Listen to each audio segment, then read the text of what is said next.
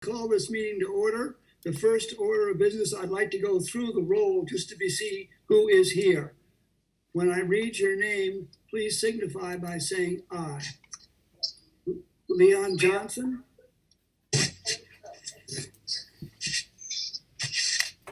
Did we hear from Leon? Dave Fredrickson. Dave Fredrickson. I see him, his lips are moving. Okay, thanks. Dave Durfee. Aye. Very can good. see him. Very good. I could see him too. Ed Letourneau. Nelson Brownell. Fran Kinney. Aye. Thank you. Jackie Kelly. I'm here. Very good. Amy Dobson. Here. Very good. Carrie Bond. Here. Ron Higgins. Here. Very good. Ron, I hope you're feeling well. Thank you. Okay, we certainly have a quorum. I'd like to move on. I need a motion to go into executive session. So moved. So moved. Do we have a second? All those in favor? Is there a reason? Yes, legal matter and personnel. Dina, could you state the reason for them, please? I don't know. I know it's the Are you asking me, Jim? Yes. Hi, Tim. Hi there. My understanding is that you're going into executive session Yes, someone in just order asked. to receive communications from your attorney. Right. So we just need the reason for going in, and I put personnel and legal issue. So who's going to be going into executive session? The board will go into executive session, along with our attorney and the superintendent. All those in favor signify by saying aye. Aye. Aye. Opposed? Tim, I just want to be sure that before we complete the vote that we have a sense of how long we're going to be in executive session. If you could just Thank you very much. It's going to be very short. I hope it'll be 5 minutes. We'll do it. I don't want this dragging on. We have a number of people from the community who would like to participate in discussion, and I'd like to keep them from waiting too long. Just for procedure, I'm going to make Frank the host of this meeting so that this meeting will stay open. Then board members will go into log into the second link for executive session. I'll open that once I make Frank. I can't open two meetings at once. So once I make Frank the host, I will then open the second link, and all board members should join that link. Very good. We have to do that by going to the notice that you sent us and clicking on the appropriate spot. Yes. Okay. Frank, it says you're already the co-host, so I guess I can't make you the host. Right, I'm already the host, so Okay. you should be able to go, and I'll open that second executive session meeting. Okay.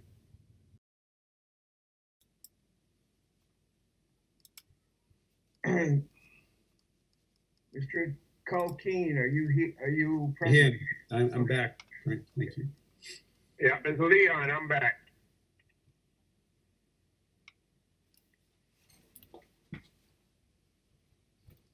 I don't know if I've seen Tim Holbrook come back in yet.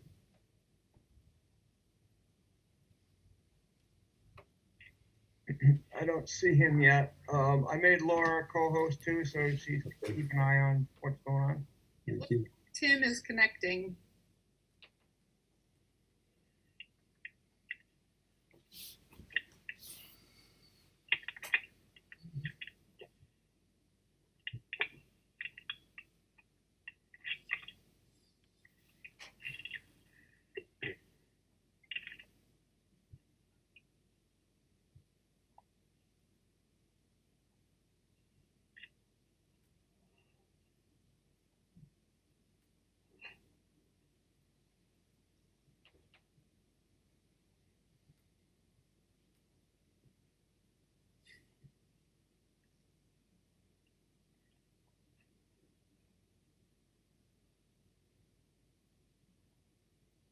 Still no, the chair still's in here.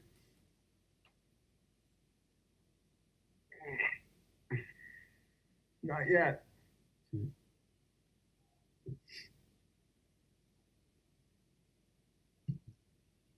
Mr. Superintendent, I just sent you an email.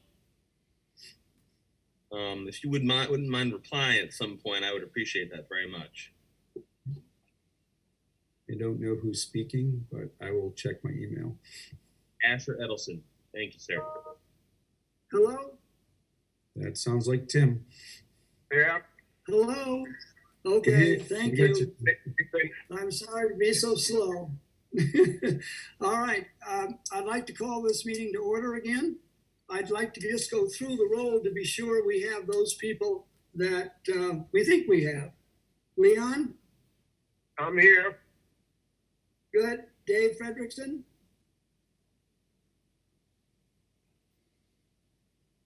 Dave Frederickson? Dave Durfee? Here. Very good. Ed Letourneau? Nelson Brownell? Jackie Kelly? I'm here. Good. Fran Kinney? Fran Kinney? Amy Dobson? I'm here, and I also see Dave Frederickson. Okay, thank you. Carrie Bond? Here. Very good. And Ron Higgins? Yes, I'm here. Great. Fran, are you there?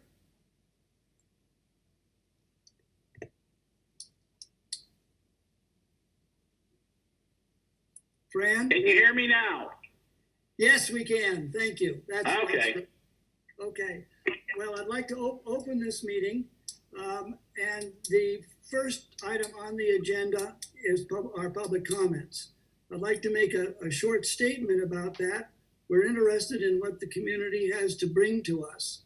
But at the same time, I want people to realize that this is not a platform for individual criticism of people, even though you can bring it up in the context of what we are discussing, and that is the comments, or will be discussing the comments that Ed has made. So I'd like to begin by just opening for public comments. Jim, are you there? I am here. Do we have public comments? Should we give the same instructions about how people should Mary indicate? Garrish has her hands up, but you have, everybody, please, you're gonna have to unmute yourself in Sure. order to speak. So we have 5 screens. We have 5 screens. So it's, am I muted? We have 5 screens, so it's going to take Frank a little time to look. So if you raise your hand, then wait to speak till Frank Barnes calls your name. So Or unfortunately, Laura Boudreau. Yeah. Laura Lugo, either one. Okay. Frank, this is Mary Garrish. I think you did call my name. I did. And I would like to say that relative to the comments by one of the board members, I think that it's clear that there is public abhorrence, shock, and it's just unbelievable. And I would like to say that because you don't have bylaws that specifically provide for removing a board member, I would like to refer you to Article 13 of Robert's Rules of Order, which is very clear on the ability of boards to punish their members with or without the appropriate bylaw. And I'll stop there and let someone else take over. Thank you. Next. Vicky Lambert has her hand up. Thank you. Again, my name is Vicki Lamprin. I am a lifelong resident of Bennington. Both my sons went through these schools, and now I have 4 granddaughters that are coming up through. The first thing I want to tell you is I have a friend in California who reached out to me this morning, and she said she had heard there was some problems going on in Bennington, specifically relating to Mr. Letourneau. And her comment to me was, "What are you going to do about this?"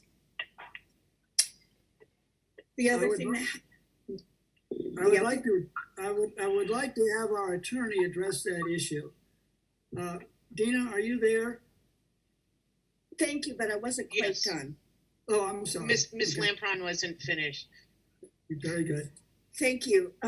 One of my granddaughters messaged me yesterday. All four of the girls are pretty active in their community. And one of my granddaughters said to me, she said, Mammy, what are you going to do to stop Mr. Letourneau from hurting my friends? My question to you, the board, is which of you is going to be my granddaughter's hero? Thank you. Would you like an answer? Our attorney is here and she can give a better answer to the options that we have for removing Ed Letourneau from the board. Dina, Sure, can that you help. would be great. Thank you. And thank you for having me here. And I know this is very difficult for your community. Under Vermont's general law, and as Ms. Garish noted, the bylaws and the charter for Mount Anthony Union High School and Middle School does not contain a provision where you can, in fact, remove a board member. And Vermont's law doesn't account for that during their term, unfortunately or fortunately, depending on your position. And in this case, we understand that there's a great deal of public sentiment regarding members of the public not thinking it's appropriate for, based upon the comments that were made by a board member, for the board member to continue. At this point, in terms of from this board's authority to manage that issue, the board doesn't have, as I said, the right to remove them. You as voters in the community have a right, and I think you probably all will exercise that right quite vigorously when the term for any board member that you disagree with is coming up for an election. And that is, at this point in time, the way that Mr. Letourneau or any board member, if you have disagreements with anything that any other board member has said, can quote unquote be removed from their position. And so I just want to make that very clear. The board is aware of that limitation. The board will, I think, later on probably address how the board feels about that limitation as well. So thank you. Next, excuse me, next. Rachel Blumenthal's hand is up, and then Mary Jo Kwiatek. So Dina, thank you for your comments. My hope, I'm gonna share some thoughts about, this issue with Ed, is that he hear what we're saying and takes the opportunity to resign. Waiting for the next election is a ways off, and I don't think that the right solution. So my name is Rachel Blumenthal. I'm an educator in the early ed program. I'm also a community member. Ed's comments on social media were painful and hurtful. It's clear what Ed's values and beliefs are. And we know that values and beliefs are the drivers for your actions and decisions.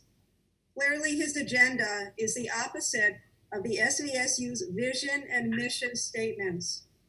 Board members' roles are to work to support the vision and mission of our schools. Obviously, we have a huge conflict here. And I'm either speaking to the board and I'm hoping that Ed is listening. I am asking Ed Letourneau to resign from this position so that we can continue to move forward in our work in the schools. Thank you. Hi, my name is Mary Jo Kwiatek. I'm a teacher at the high school, member of the SVSU's Racial Literacy Committee, and advisor to the Black Student Senate group at the high school. I'm also a community member, a mother, and a grandmother, and it's at the intersection of all these positions that I speak to you today, and I would like to have the board recognize two of my students after my short statement. Board member Ed Letourneau has a long history of making racist and demeaning comments on social media. The Vermont School Board Code of Ethics requires that, among other things, and I quote, board members must voice opinions respectfully and treat with respect other board members, administrators, school staff, and members of the public. Clearly, he's in violation of these tenets. His words have caused real trauma. Our Black and brown students and citizens are harmed by his words. He sits in his white privilege and clings to his rights to free speech. As an elected official, he bears more responsibility for his words than the average citizen. Changing one letter of his name does not remove him from being a board member. He is not as protected by the First Amendment rights as the average citizen, and by spewing his hateful rhetoric, know that he represents the board. If he wishes to cloak himself in his First Amendment right, he needs to not be a board member. It speaks volumes that he has not apologized for the harm his words have caused, and even more so that he has yet to step down from his position, thus causing further trauma. How can our students possibly feel like he is making decisions that are in their best interest? Two of our students and founding members of the Black Student Senate, Eviana Williams and Benjamina Velasquez, would like to now make a statement. They're short, so Eviana, I know you're here. Thank you. As a Black student at MAU, I feel as though not getting rid of the openly racist person on the board makes me feel unsafe because he is able to make decisions about my education with a biased perspective. And this reflects on the MAU school and our district. Thank you. And to add on to that, I think that adding a new person with a different perspective, non-biased, would be great for the MAU school board so that the other students of color in the school, so not just the white students, will have an equal amount of education.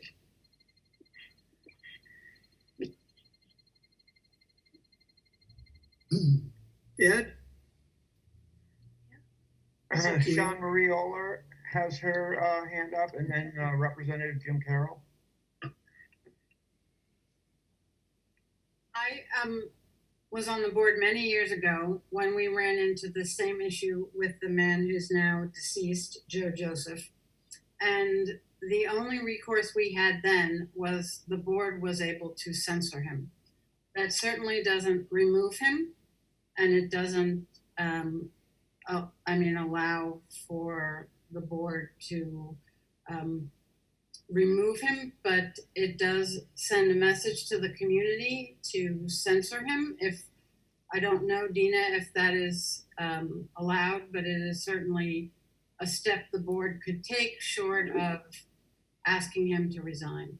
And I really applaud the students and the 60-something people who were online, because as Mary Jo had mentioned, years and years of derogatory comments around education have appeared from Mr. Letourneau, and I was part of his hateful speech when he disagreed with people. So I applaud everybody for sticking up for what's right for kids. Thank you.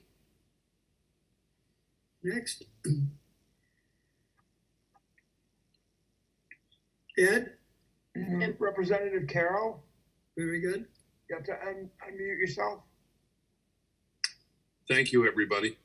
This is Representative Jim Carroll. I think Sean Marie just answered my question with respect to whatever bylaws there may be to remove this,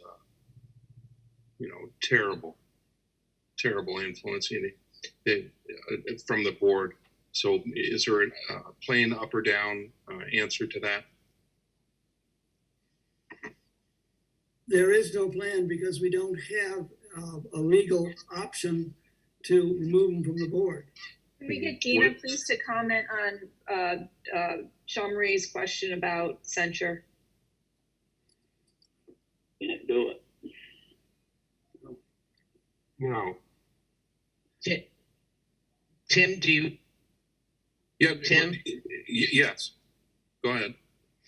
I'm sorry, Representative Carroll. This is Dina Atwood again. There is not an ability, as I pointed out, for this board to in fact, and as Mr. Holbrook has pointed out, remove a board member. There's nothing in In the terms bylaws. of whether or not they're correct, whether or not there could be a discussion about censure is something which the board, I'm sure, will consider it. Can you at some delineate point regarding that issue as well? Can you delineate what in fact would encompass censure? Censure is a board's ability to publicly reprimand an individual board member. It would not be removal of that board member. I think you all probably are a little bit more up on this than I am, but my understanding is that there is, from Chair Holbrook, has made it clear in terms of committee assignments, which is a prerogative of the chair, of that he was going to be taking some action or considering taking some action regarding committee assignments. That is also, limiting or removing influence of a board member in certain areas. But a censure would be basically a public reprimand, but the board cannot remove. And unfortunately, I'm struggling because I recognize with 65 people on this call that this is a very important issue to a large segment of your community. And I think that the board recognizes that as well. But Well, I just want to, as I've said, they're very limited in what they can do. well, I just wanted to just throw in my 2 cents on this. I applaud each and every one of you for the work that you've done. Importance of this, because Bennington is an increasingly diverse town, and your work and the voices that you've expressed to those kids, especially that young woman who just spoke a few minutes ago, is so important. And it lays the framework of whether or not they'll be welcomed, whether or not they'll be embraced, and the work that you're doing. And this meeting is so important. And I want to thank you for that work. Thank you. Can I say something quickly, please? Who is Let me just say, because right now what's going on is Identify I'm yourself hearing. for the record. Just say your name, please. Let's stay in order. Wait to be recognized by Ed Barnes, please. It's Frank Barnes, but that's okay. Frank, I'm sorry. How you doing, Frank? I worked with you before, Frank, so we worked in the same place. Urban, yes. So identify yourself, please, and then when you're finished.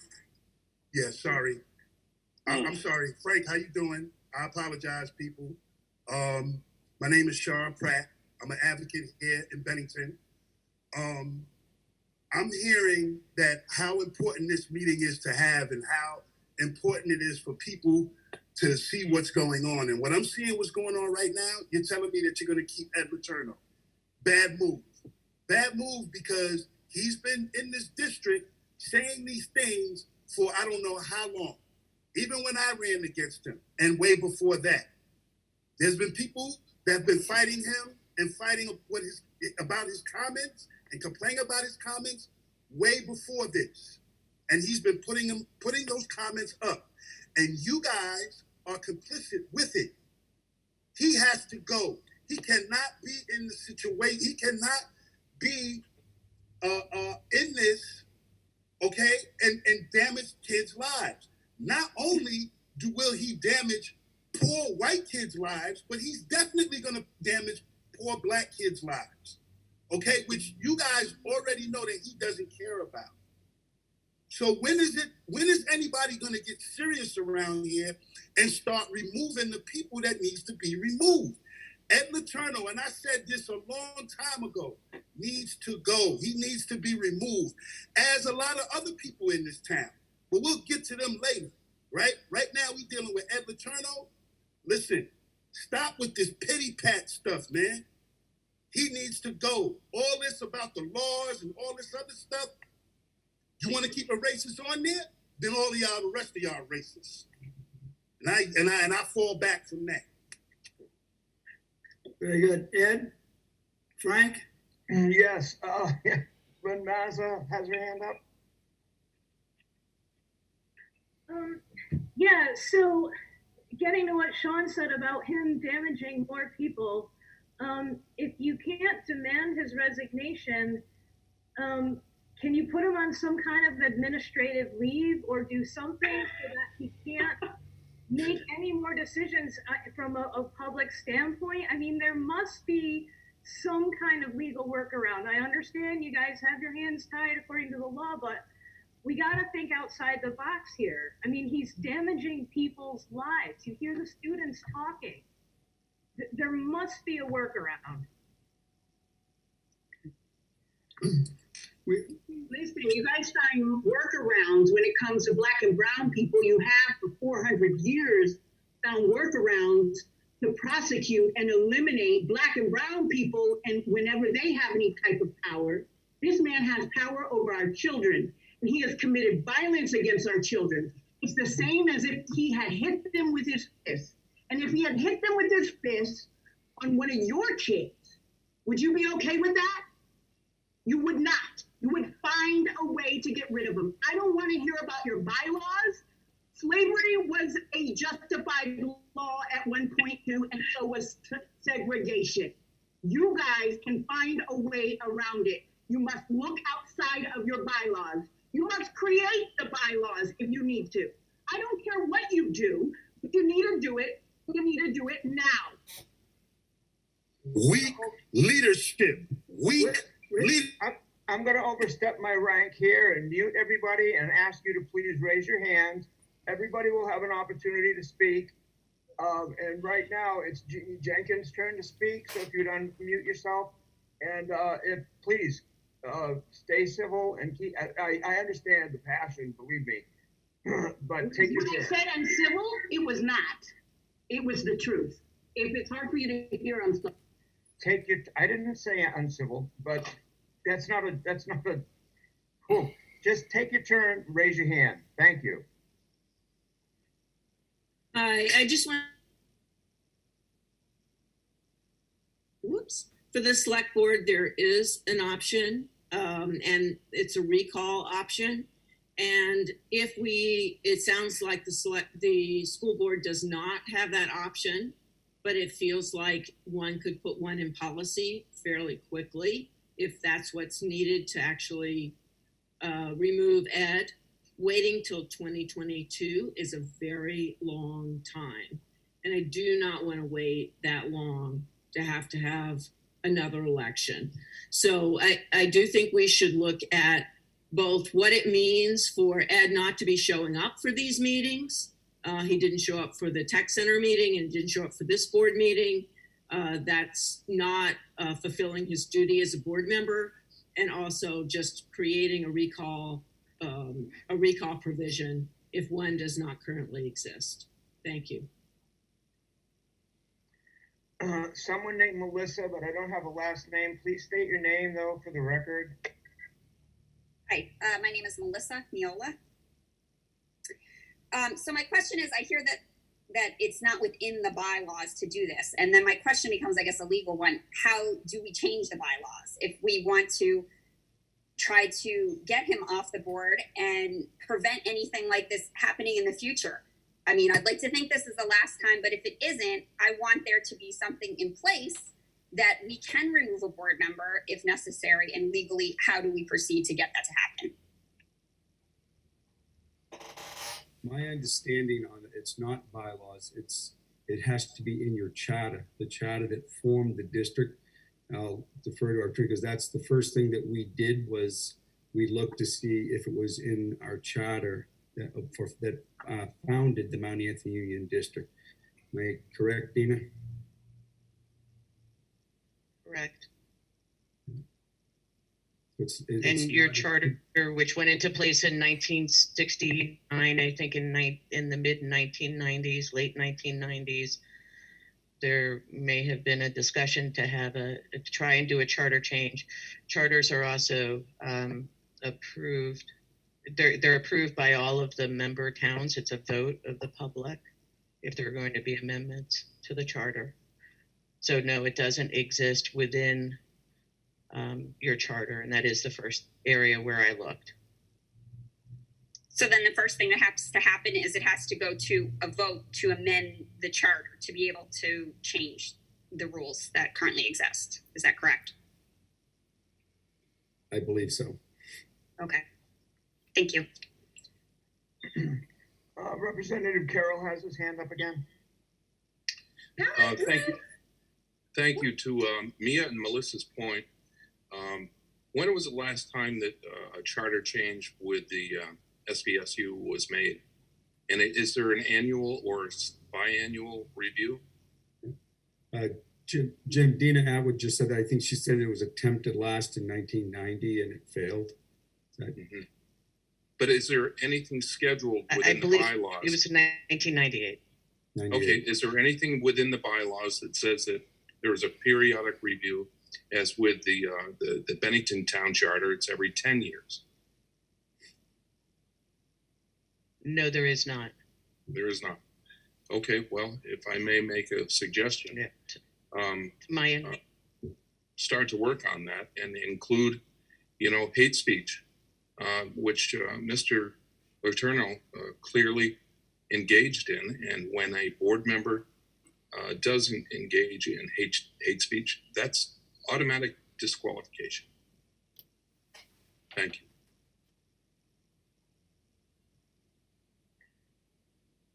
My apologies. I'm unable to raise my hand for some reason. But my name is Tina Cook. Are you able to hear me okay? Yes, and after you, Mary Ellen somebody. I don't see the end of her last name. Thank you. I'll keep it very, very short. I am a person of color, and I do have a 12-year-old that does not currently attend any schools in Vermont. I had to make the hard choice to send him to a New York school with his father, and it was mainly because of the harm that has been going on in the Mount Anthony School District. Thank you. Mary Ellen Munley. Yes, thank you. I'm a recent resident of Bennington and been an educator most of my life. I want to strongly support that the school board consider the options that have been put on the floor tonight, to amend the bylaws if need be, to put in action a change to the charter, and to consider censorship. I just think everything that's at your disposal, it's absolutely necessary for you to work from the premise that this man has to leave our board, and we will find the way to do it.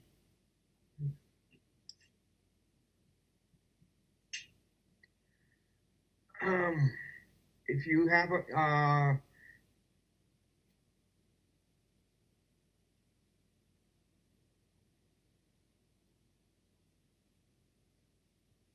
My name's Tourtis. Thank you. Okay. A short comment following on what Sean Marie was saying about their difficulties a few years back, in addition to what was possible then with the rise of social media, that even though that he, in his personal capability, has been doing harm, sending messages out on Facebook and other social media. So censoring him on the board is valuable, but there's that other part of it too that is continuing to do harm.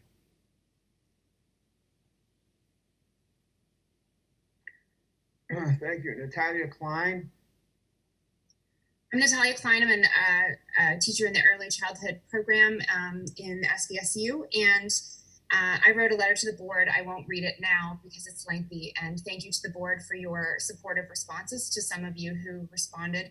And I just wanted to say that the one piece from a teacher's perspective, we teach the children in our school system to be safe, to be kind, to be respectful, and to be responsible. And we have high standards for how teachers are to behave and how students are to behave. And we have strict consequences for what would happen if there was any hate speech in our schools and in our school communities. And I think that we shouldn't have lower standards for the highest position in our school system, and that we should be holding even higher standards. And if that means that we need to adjust our bylaws as soon as possible and move that forward, I think if that's really the only recourse that we have, then we need to start that as soon as this meeting ends. Thank you. Scrolling the screen, but if you aren't aware, if you scroll down to the bottom of your screen and go to the reactions and raise your hand, it'll automatically put you up in the front of the list. Right. Beth Hardesty has her hand up, her physical hand up. Thank you. My physical hand is up. Okay, then it's your turn. Okay, my name is Beth Hardesty. I've been here for 3 years, but have been very involved in education in the past and have been very glad to be a part of Bennington. However, it's also extremely worrisome, all of the things that I have been reading and hearing about this particular issue. I wanted to go back to what Jamie Jenkins had said, and also the lawyer. We voters, if it's going to take so daggone long to change bylaws, how can voters, without changing bylaws, recall someone who was voted in? Does a recall piece needs to be put in a charter before the voters can say, we want to recall this person if that's the only way to get rid of them? What about following on with that recall piece from the voters rather than the board, who seems to be hamstrung because there aren't any particular opportunities for them to act? What can the voters do before whenever this vote comes up, which sounds like it's quite some way in the future? I'd like the lawyer to answer that, or someone to answer that who can tell me. This is Superintendent Jim Culkeen. It's not bylaw change, it would be charter reform. The MAU would have to do a new charter, which then would have to go out to the voters to be voted by the voters. We can certainly look at that process, and we should, so that we're not in this position again. But my fear is that could be as long as it is to the next election, because you would have to have the process to draft new charters, what other changes, and as you already heard, I don't know what the reason they tried to change the charter for in 1998 was, but that failed. So just taking something to the voters is not a guarantee. So I'm not so just trying to be clear that it's not as simple of like this board votes to change their policy or change their bylaws. It is the voters of all of the Mount Anthony district would have to vote on proposed charter changes.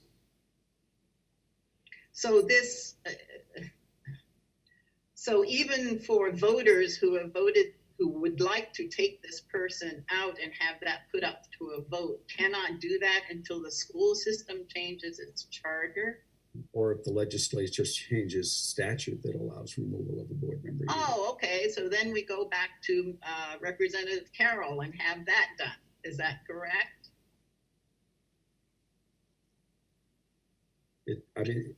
Do I think? Well, if I could get a clear answer on that, and if I'm lucky enough to get back to Montpelier, that's something that I would certainly consider. Nevertheless, Jim Culkeen, are you clear on the whatever charter changes within the MAU or SBSU system are under your purview? Well, I don't know about my purview. I have no control over the charter. if the board instructed me so that they wanted our attorney to draft a proposed new charter, I guess that would be how the process would begin. And the board would, have to work through whether they would support that vote, what it would, go through that whole process to review it. And then the board would have to vote to warn that for public vote. Okay, well, you've got, town meeting day would be a prime opportunity to bring that before the voters. So you've got what? I agree. 5 months? I agree that, it would be nice if we, as I learned today, that the Bennington Select Board does in their charter have a recall provision, but Yes. it doesn't give the Select Board the authority to recall anybody. It allows the voters to recall somebody by a supermajority. So it's not even a simple Right. a supermajority. So the then- charter of the Mount Anthony Union School District doesn't have that provision. Okay, so then that, that would make sense to make that a part of whatever charter review that you do for SVSU or MAU. Frank, Asher Edelson had his hand up, his physical hand up. Yes, I have a couple people. So Asher, and then after Asher, it'll be Sarah Perrin, and we'll call others after that. Thank you so much. I appreciate that. So my thoughts are that we should definitely explore the recall effort. My name is Asher Edelson, by the way. I have Tourette syndrome, so please excuse me if I twitch or whatever. I have other concerns too. Some of those concerns revolve around the Quantum Leap program and its eradication from the Mount Anthony School District. I would like to consider possibly re-entering that program and talking about funding if possible. At some point, I'm hoping to be on the equity committee very soon. I had a lovely email conversation with Superintendent Colkeen, which I appreciate. And there are other issues regarding equity surrounding race and disability that I'm very interested to learn more about and to be a part of. That being said, I believe that to be an elected official in Bennington should require representing the spirit of Bennington, which, yes, is very bold, but also should be respectful and decent. So I see comments online that are in the public spectrum that talk about, horrible things like racism and eugenics, talking about it as if it's nothing. It disgusts me. And as a proud community member of Bennington, Vermont, it grosses me out. And I would very much like to see our elected officials reflect the boldness and the decency that I see when I look at Vermont. And I don't believe that should be inclusive of anything hateful. I believe that should be inclusive of different perspectives, sure. But we need to be, steadfast in ensuring that we're holding people accountable. So I would love to explore the recall effort as a means, as a legal, legitimate means of sending Ed out. I think that needs to happen. And the longer that we wait, like if we wait for 2022, what does that say about our community? It doesn't say anything good, and I believe we need to do something about it sooner. So I hope that we will consider the recall effort and any other means that are on the table, because as Mia Schultz and Sean Pratt said, this is an important issue, and this cannot wait. We need to do whatever it is within our means to clean up our act and put Mount Anthony School District on the map as one of the best school districts in the nation.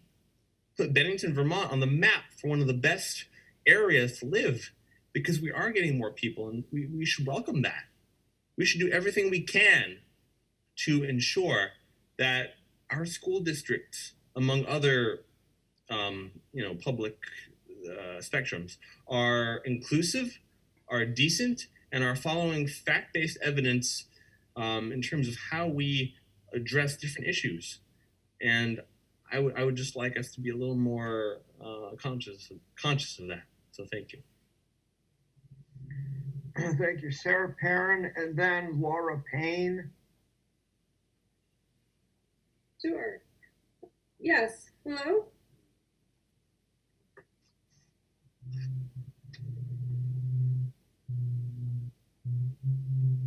Sarah, are you there? Yes, hello? Can you hear me? Yes.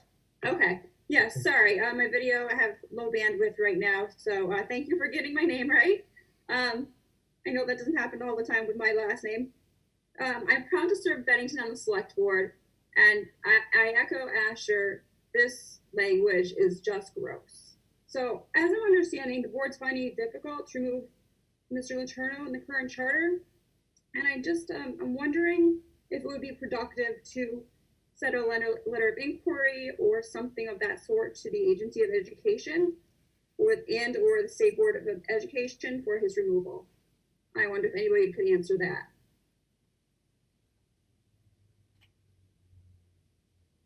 Dina, could you address that?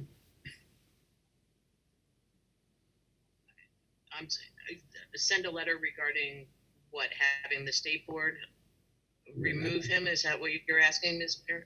I didn't understand. Listen, yes, I think we're just, everybody here seems to be on the board, or everybody seems to be on the same page of having him removed. And we're pretty much preaching to the choir right now. What are the next steps? How do we go about that besides waiting until 2022, which is pretty far away from where we are right now? The state board doesn't have the authority to remove Mr. Letourneau, nor does the Agency of Education have the authority to do it. There is not a provision within the Vermont law to do a recall vote. And I want to be clear, and I'm sorry, and it's a professional liability. We're not talking about bylaws. Bylaws are very different than a charter. The stuff that you all were talking about is a charter, which, as I said, goes to the shortest answer to that would be a vote of all of the communities that are part of the Mount Anthony Union School District. There is a process for having to warn it that has to happen under the law as well. So there are differences from what your charter, which is also requires legislative approval as well, where your charter permits to have a recall vote. That doesn't exist. I know that my answer is not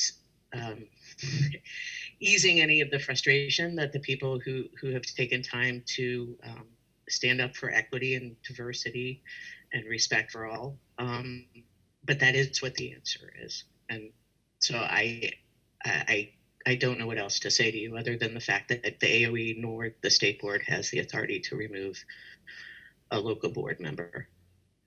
So how effective is it? So just to follow up with that, what power does the Agency of Education have and a local board? Do they have any sort of recourse for this action?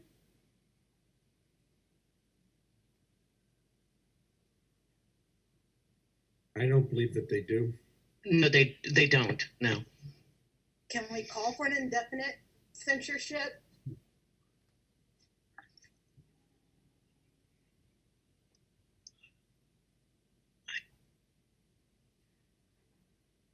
Tim, you're muted. Tim, you're muted. Tim, unmute yourself. Okay, this is a question for Dina.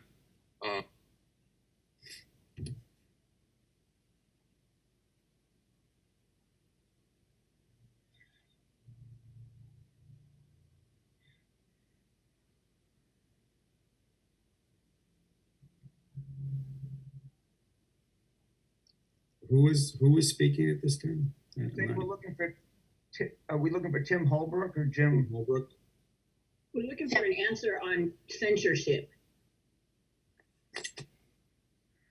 Tim Holbrook, you are muted. You need to unmute your button. We can't hear you. There you go. Okay, there I go. I don't know how I got muted. I missed, what is the question?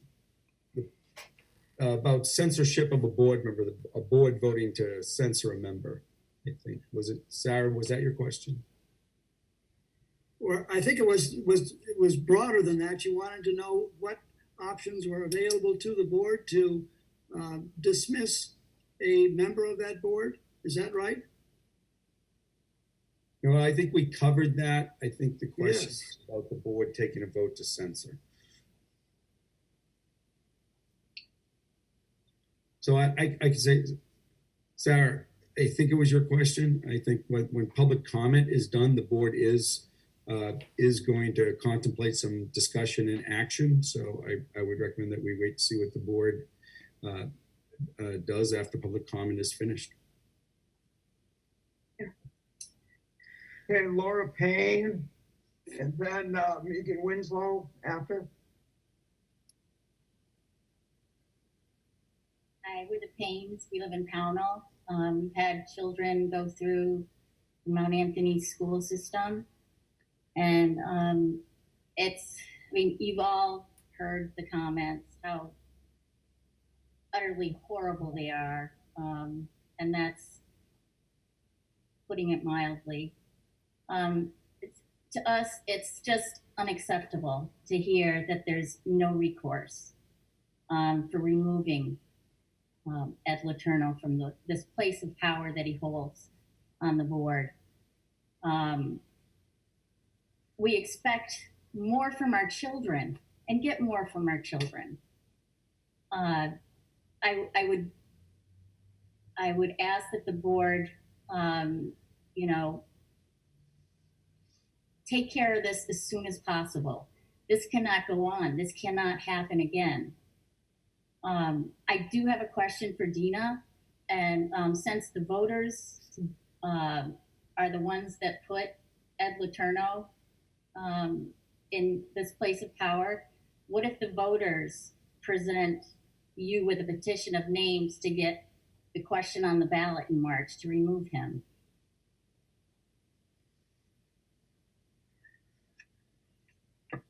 That would be a recall vote, which Vermont law doesn't provide, nor does the charter provide for Mount Anthony Union School District.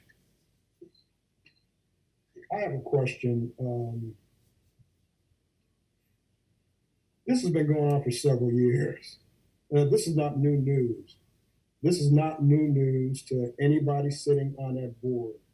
This has been going on for a while. You guys And have known about it. do you realize that you all are complicit in allowing this guy to sit on the board that has a responsibility to children, to teachers, to the community, and you're all complicit? I don't understand this. There has to be something that can be done, period. And this is really unacceptable. And you all know that. And you all, I'm sure, probably feel this. But this is not right, and this is not good. And, you know, when somebody talks about students and teachers and women and race, are you kidding me? You have to be kidding that you can sit there and allow this to continue to happen. This is absolutely ridiculous. And I'm sorry, but where there's a will, there's a way. You guys can be Where creative. there is a will, there's a way. Be creative. And you know how to do this. You know, you don't need us to tell you how to do this. You have the power to do this. So you need to do something. One way This or is the other. not acceptable. This is not acceptable. Period. The situation is making national news. It's all over the place, and it will make national news because we'll make sure it does. Yes. We'll make sure that it does. Now we have to hike it up, and now we have to watch teachers. Frank? I'm gonna ask you again to please just wait your turns. There are a lot of people with their hands up. Everybody will be able to speak. So right now it's gonna be Megan Winslow, and then after her it'll be Judy Murphy. We're keeping a good eye on, I see Mia's hands, I see Jean Connor, there are a number of people. Frank, I think we have, Frank, let me interrupt. We have to be very careful that everybody that is there and wants to speak has an opportunity to speak. And the board does have other issues that it should be discussing, and I'm sure there are members of the community that have questions on other issues besides this. So we want to be sure that everybody that wants to have an opportunity to speak has that opportunity. But please try to keep your comments as brief as possible, and don't repeat too often what's been said. So Frank, if you could just make sure that people follow those guidelines, they raise their hand, they're recognized by you, and they speak. Go ahead. Yeah, Thank you. so, Megan Winslow. Yeah, my name is Megan Winslow. I'm a teacher at the high school. I just have a quick question, and that is there a specific plan with regard to public censure? I understand that the board needs to vote on that. What would that look like? That is something the board has not discussed in any great detail, but it's something that we certainly can do and will do. Thank you very much. I encourage you to do that. Judy Murphy. I'd like to ask a question. On your board, I'm assuming that you have bylaws that state if somebody is not at a meeting for a certain number of times, that they are dropped from that board, dismissed. There is nothing in the bylaws that, or our different policies that states that. Really? Really, the only way, and it's been said many times, the only way that a member can be removed from the board is by being voted out at the next election. Well, in that case, I'd like, since your hands seem to be tied, and even a censor would not remove him, I'd like to suggest that everyone in this meeting and others in this community get in touch with Ed Letourneau, write him letters, write him emails, put up something on Facebook, urge him to resign. And maybe the pressure of the community will shame him into going, though nothing seems to shame that man. That's a very good suggestion. Frank? And Connor?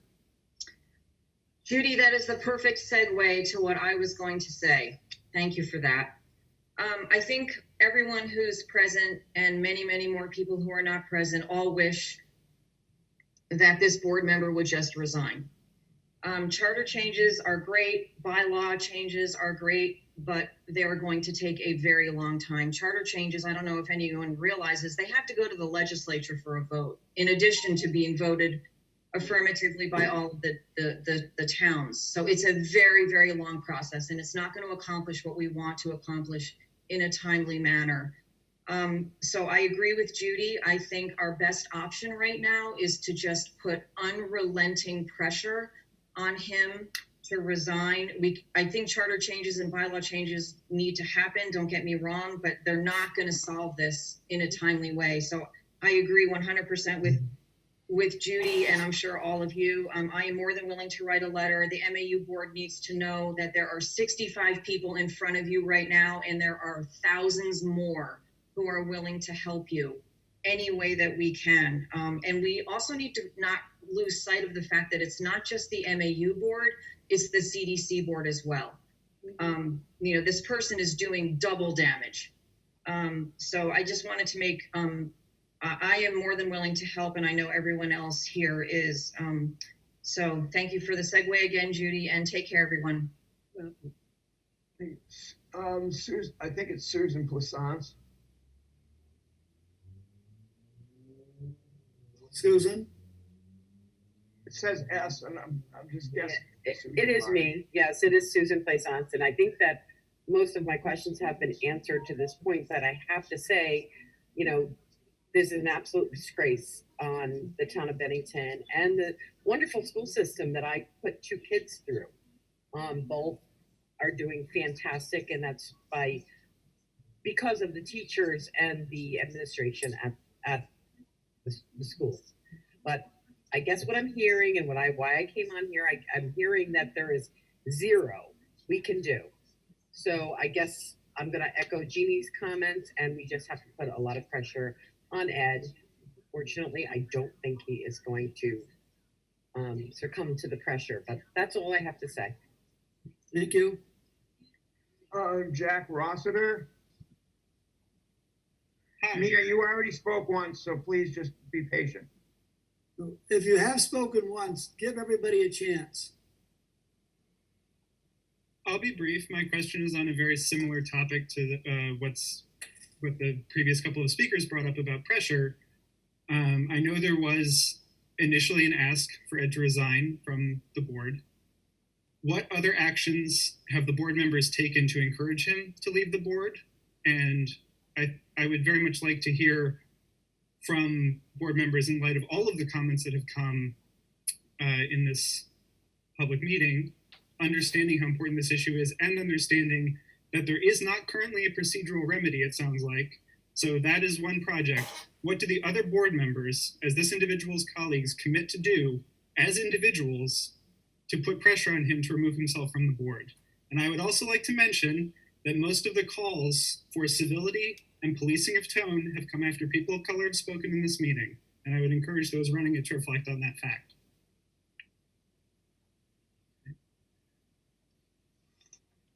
Frank? Yes, Leslie Jacobson. I'm unmuted, right? Yes. Okay, very quickly, I just want to say that I think his behavior cannot be tolerated. I'm sorry, excuse me. I don't mean to cut you off, Leslie, but I asked a question and I would very much like the board members to respond to it about what these individuals intend to do. Well, as I said before, the board is going to consider its options. Some of those issues that have been presented to us this evening. I'm asking about you as board members, as individuals, to speak to what you commit to do aside from procedural remedies on this important issue. This is currently public comments. We want to allow all the public to comment, and then during the board meeting, you will hear from board members. Go ahead, Frank. Yeah, Leslie. I just want to say, as everyone else has already, that this behavior by Ed Letourneau cannot be tolerated. But I'd like to know, has he made a public comment or a decision as to whether or not he plans to resign? I have been in contact with, or tried to be in contact with him many times, by phone, by email, and I have had one or two responses. And the bottom line is that he'll let us know if he will resign when he feels like it. That has been the extent of the conversations that through email or whatever I have had with him. We haven't got a definite commitment. Mia? Thank you. And I'm going to take my time. And I'm going to tell you why I'm going to take my time, because I deserve it. Since the moment that I have stepped on this soil, this school district has harmed my kids. From the moment, within week 1, this school district has harmed my kids with its racism. I can give you many, many, many stories. And it's the reason that I'm talking today, and the reason that I do the work that I do today, is because you all have not protected the lives of Black and brown children in this community. And today you have a chance. You have this opportunity, and I don't care about charters. I really, really don't. Suffer the lawsuit if you need to. Whatever you need to do, you need to do it now, because we are talking about kids in this community who you have continuously harmed. I have stories. I have my own stories of kids who are continuously harmed, and I am working with Mr. Colquhoun on that, and I'm working with members of this community on that, and we're trying to change that around. Don't tell me that all of that is for naught. Don't tell me that every day that I wake up and fight for my kids is for naught. You owe this to the kids of this community who you have harmed repeatedly over and over again. That's what I have to say. Figure it out. Figure it out. Take the lawsuit if you need to. Christina Hansen, please. Hi, I'm Christina Hansen. I have lived in this community for over 20 years. I have two children who have been through the Mount Anthony schools. I'm also an educator at Mount Anthony Union High School. I would like to restate some of the important points that have been made by members of the community during public comments, some by the last few speakers. I believe it was the gentleman named Jack who spoke before Leslie Jacobson, who asked the board members to reflect on what they as individuals would be doing, not just collectively as a board. I think that all of us in the education community need to be asking what we can all be doing better about racial justice in education. And I think the entire community of Bennington needs to be thinking about racial justice and to be thinking about what Ed Letourneau's comments reflect on the Bennington community. You have people of color who have been expressing how they have been harmed by this community. It is not people who are white to question how they have been harmed. I am concerned that we are not heeding the messages that we are hearing. And as much as I fully support all of us who have come together to express removing Ed Letourneau and how upsetting it is, how much our hands are tied, it also shows that this man has been a member of boards, plural, for so many years. And how are we all in this community complicit in re-electing him for all of those years? So all of us in this community need to say, why has someone not stepped up? Sean Pratt stepped up and ran against him and he was not elected. What does that say? We all have a place. We all have questions to ask of ourselves. Thank you.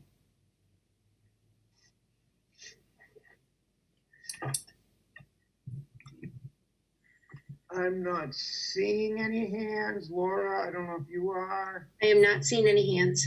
Anne Marie. Jennifer Wells. John Marie and Jennifer Wells. Okay, John Marie. Well, Jennifer hasn't spoken yet. Sean Marie, you have. So Jennifer first, please. Am I unmuted? Yes. Hi, thank you. I'm Jennifer Wells White, and I moved to Bennington in 1987. I'm a teacher at the high school, and I had two students come up, my two sons that came up through the high school very successfully. I can't say enough about the education they received. And I just want to second and third all of what I've heard tonight. But something that we have struggled with at the high school is hate speech. And I'm excited as a teacher of teaching students about culture, that culture is changing so quickly in areas like here in Bennington. And this is a culture that's changing quicker than our laws have put in place. So what I would be interested to know is whether Ed Letourneau's comments, can be directed to some form of hate speech. And so at the high school, we have an issue with hate speech. And I have raised it up that hate speech should be considered like somebody has punched somebody in the gut. And I've heard that from somebody earlier this evening, and I believe that that's the way we need to start to consider it. If Ed was walking down the main street and committing physical violence, we would be treating this very differently. So as you know, hate speech is going to include communications of animosity or disparagement of an individual or a group on account of a group's characteristic, their individual characteristics, race, color, so on and so forth, disability, gender. And so I would like to know if there is anything that the board can do, if the board is going to be our model here to model the behavior for our schools. And considering that hate speech has been going on for a long time, I would call for that to be the action at this point. Thank you so much for giving me the opportunity to speak. And I'm excited that culture is changing, but it is painful that our laws are so far behind. Mm-hmm.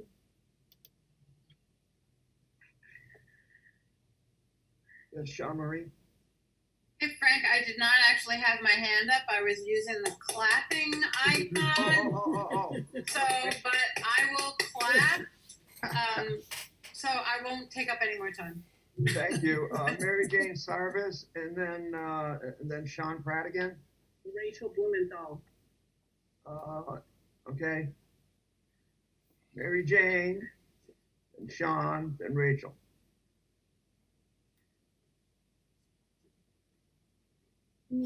Hi, can you hear me now? Yes. It's Mary Jane. I live in Shaftesbury. I raised my daughter here. This whole thing has been very upsetting to me. And I'm going to bring up a topic. I'm now an Airbnb or short-term rental host. And the interest of people, for example, this one lovely family from Westchester who's come here and stayed at my place 3 times, have asked me to find them a place that they might want to move here. They have 3 young children. They are clearly great parents. They hired me to teach some art to them. Would I tell them that Bennington is a good area for them to come to? With somebody like that sitting on the board, with the board sitting on their hands and not activating? Frankly, I agree with Mia. I agree with Sean. There's no excuse. There's absolutely no excuse. This has now been, people around the country are hearing about this. That article in Seattle or wherever it is that went by. The entire reputation of this town is going down the drain really quickly. So my feeling is if you want this area to grow in positive ways, with mixed culture, with educated people, with interested people, coming here to build a good economy, you have got to get rid of this kind of racist crap and make sure it is well publicized that it is gone. ASAP. By the way, I came here 45 years ago to Bennington College. I love this town. I became part of this town, and I find this appalling. Thank you. Sean? Yes, I want to be last. I want to let Rachel go before me since she's been waiting. Okay, so Rachel, let me see. We still have a number of people here. Go ahead, Rachel. Yeah, so I want to, thanks for another turn to talk, because this is really an important discussion. 3 things that I think are crucial and need to be happening at the same time. And ASAP, which means like starting tomorrow morning. Charter change, like Ed Letourneau is not the only one. Let's learn our lesson now and plan for years down the road that there is a vehicle in place that hate speech is not allowed in our school district. And somebody on the board, school department, I don't know who, but somebody has to take responsibility for moving that through. The other thing, I totally agree with people and with this board, if not now, when? It needs to happen now. And the third thing, I'm going to personally commit. Obviously, Ed doesn't want to be at these meetings with us when we're talking about him and what he said. So I'm going to show up at every board meeting for the next number of months so that Ed does not have a vehicle, so that hopefully he does not show up and he cannot be a voting, participating member of this board. And if that's what we have to do as community members, I urge others to join me in doing that. Thank you. Mary Garish.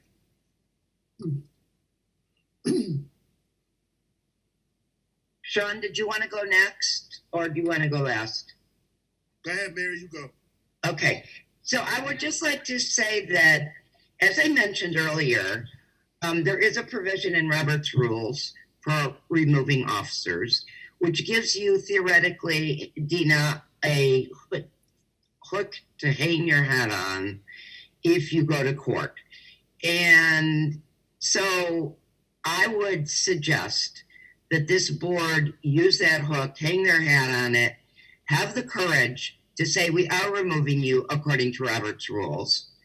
And then if he sues you, so be it. You could also use human rights law. And I know that I work with people all over the country who have been very successful in getting, for example, the criminalization of homelessness overturned in court based on human rights law. So I would suggest that you look to one of those if you wind up in a lawsuit as your defense, saying that you are doing the right thing and that you take bold and decisive action to show this community that you have what it takes to educate our children and make an example of yourselves for our children. We don't want our children to not be creative in their approaches to problems. So be creative. And if it winds up in a lawsuit, so be it. I think you'll have plenty of defenses, and that's all I'll say. Lynn Maza? Yeah, so I mean, as multiple people have said, not getting rid of him right now is just not an acceptable answer. It's just not acceptable. As people have pointed out, he's doing real damage in real time. So anyway, I'm just brainstorming. One of the previous speakers said he's, kind of guilty of hate speech and cited the law. Could we sue him? I don't know. I'm just throwing ideas around. I like that.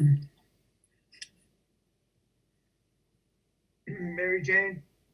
I just wanted to add something I had been thinking a lot about. I raised my kid, my daughter's 25 now, she's white. It's really, really important for white children to be exposed properly to Black children, children of color, etc. It's very important for them to be exposed to other children being treated with honor and respect. And if you think that kids don't pick up on this crap of what's going on, you're crazy. Kids pick up on all this stuff and they take sides. So when you have a situation like this, you're going to automatically having teenagers taking sides. And there's a tremendous lack of information and education to kids anyway about the history of Black culture, the literature, all the important stuff that I learned in high school is now gone from curriculum. So I think that when you have a racist sitting on the board, not enough information, you're affecting all the children, Black, white, everybody. And it's a huge issue. White kids need to learn too about history and all of this. And this is a very negative influence. It's very upsetting. Thank you.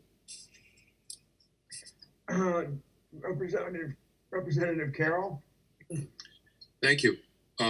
Mary just brought up a very interesting point, and the question that I have for Jim Culkeen and the board is, are you covered under the Vermont League of Cities and Towns insurance program? They are not. They are not. So when you get sued, who covers it?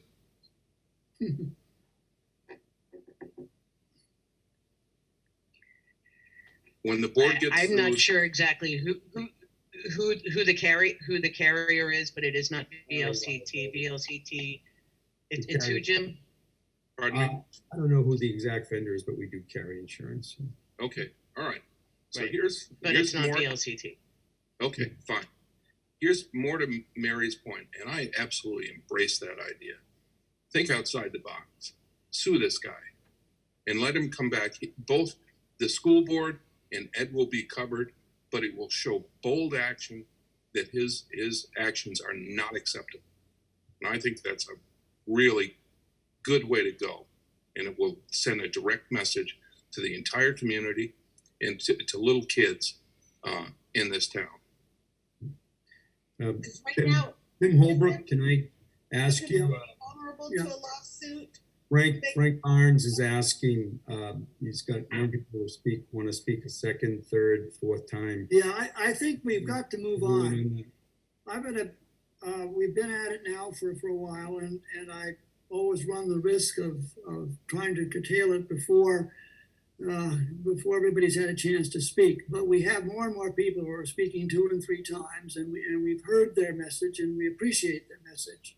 But we do have other issues as a board to discuss. You feel the message, Tim. No. Zero. That's the one thing, I believe that Sean Pratt did ask to have the last word on this. So if it's okay with you, would it be okay if he spoke? Yes, I'm ready to speak. Can you hear me? Yeah, I had to mute everybody because it started to turn into a cacophony. So if you need to speak, you'll have to turn yourself back on. And I'm on right now. Can you hear me? I can hear you, Sean. Yeah. Okay, yeah. So turn off and turn back on. No, you're good. I'm good. Okay. A lot of people that's on this call, I know a lot of people that's on the call. This is unbelievably disturbing, but I don't want to keep beating the dead horse because we all already know what we need to do.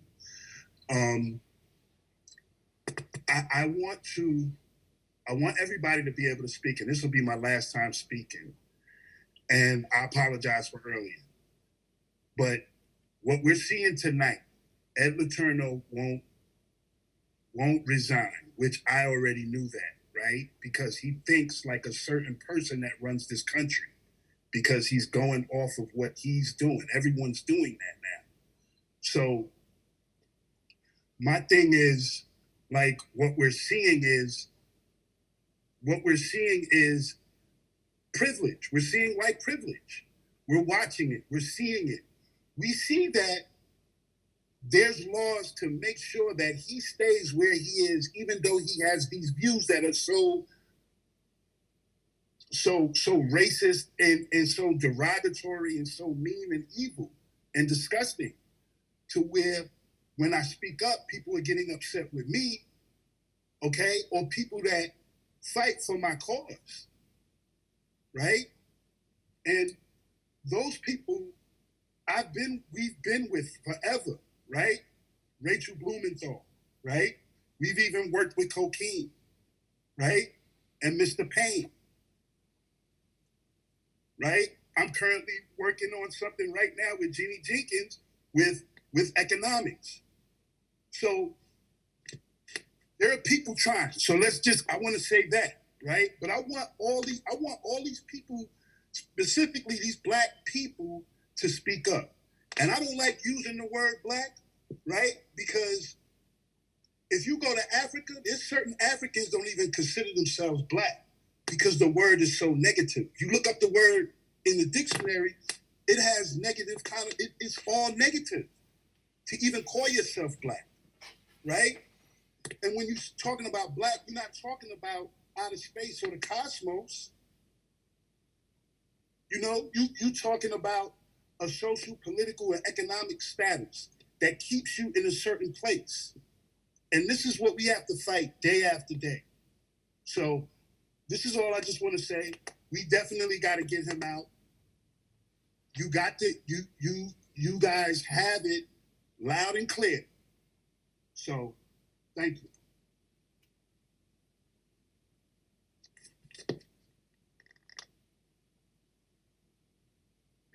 Tim, you'll have to unmute.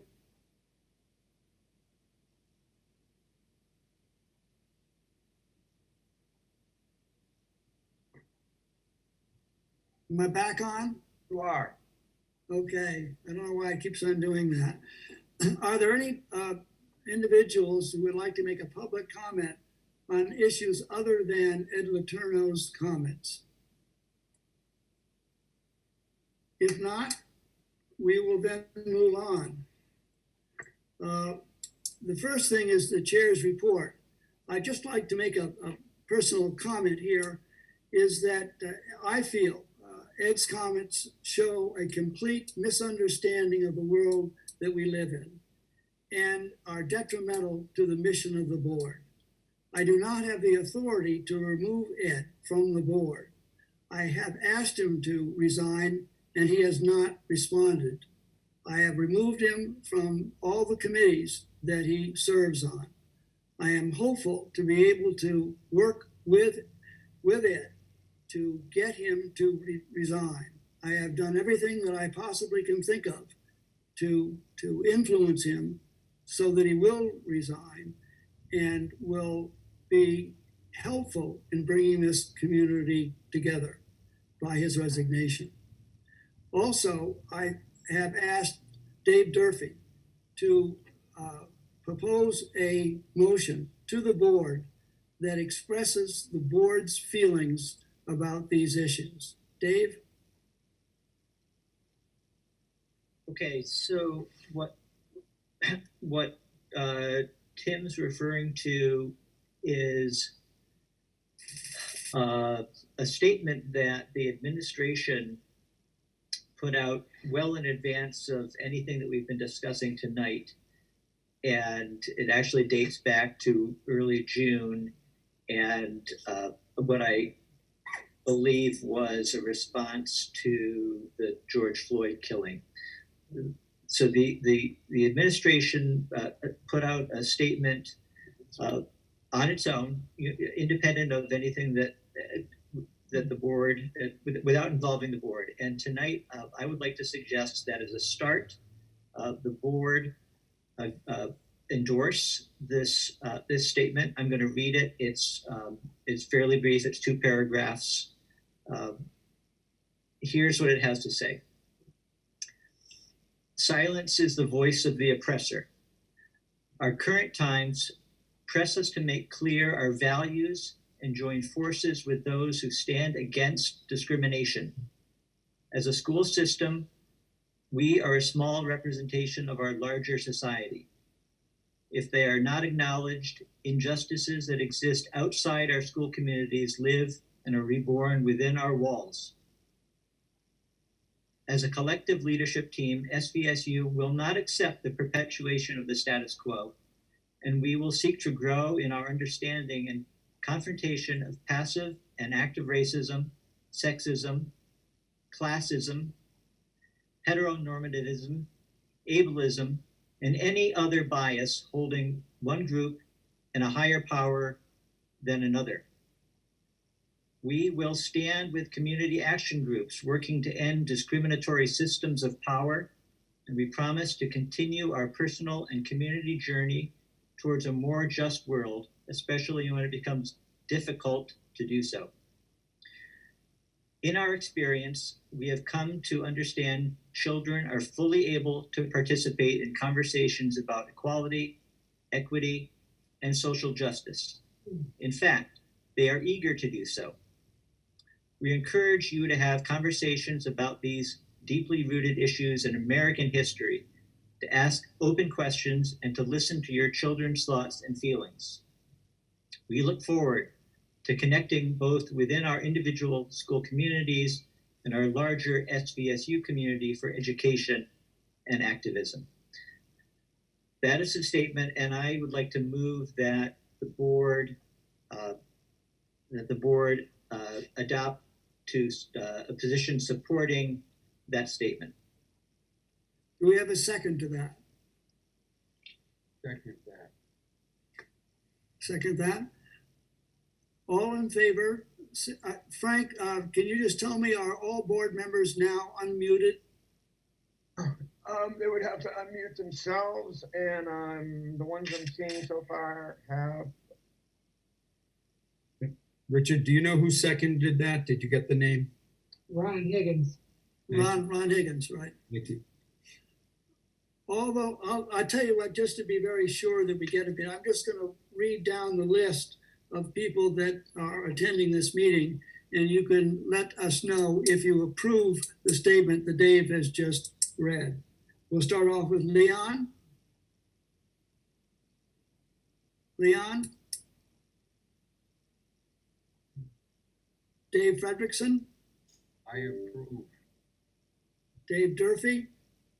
Yes.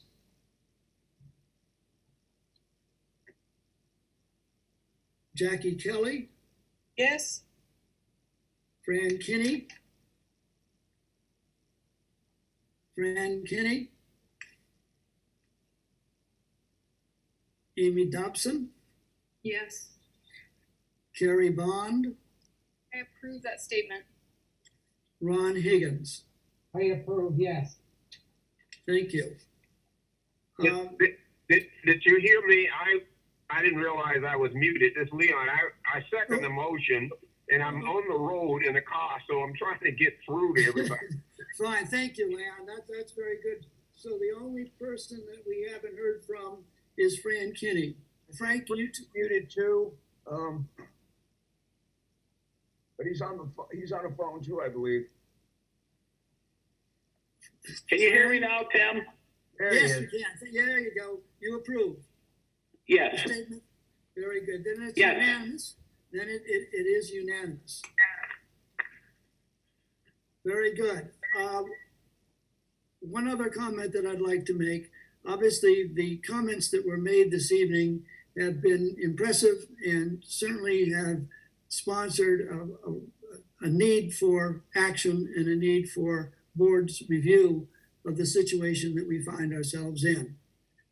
We will be doing that, and we will be informing the public of our decisions in a timely manner. One thing that we have to do as we do this is we have to be sure that we are doing it. First of all, I think we should be doing it with the advice and counsel of an attorney to be sure that we are not doing things that are improper. And secondly, we want to be sure that what we are doing is directly related to the comments and concerns of the people that have spoken this evening. Having said that, I'd like to move on then to the superintendent's report. Jim? Tim? Yes. Is there a good time for board members to make some comments if we have some around this issue? Sure. Would you like to do it now? Sure. Okay. For everyone out there, my name is Amy Dobson. Thank you so much for coming to this meeting and for making your voices heard. I'm just so affirmed that there's so many people here who are taking the time and not sitting silently, but standing up and saying, no, this is not okay. I want to say personally, I'm going to absolutely focus on a charter moving forward with charter amendment. I have no idea what that means, but I guess we'll just have to dig in and figure it out. I agree that something needs to change so that this doesn't happen again. Yes, 2022 might come before a charter change comes, but it's what we've got and it's what we're gonna do. And I'll commit to that. The second question about, I think it was Jack who asked, sorry, I don't know his last name. What are individual board members gonna do? How can they reflect? All I can say is that I'm here. I ran for this position 2 years ago.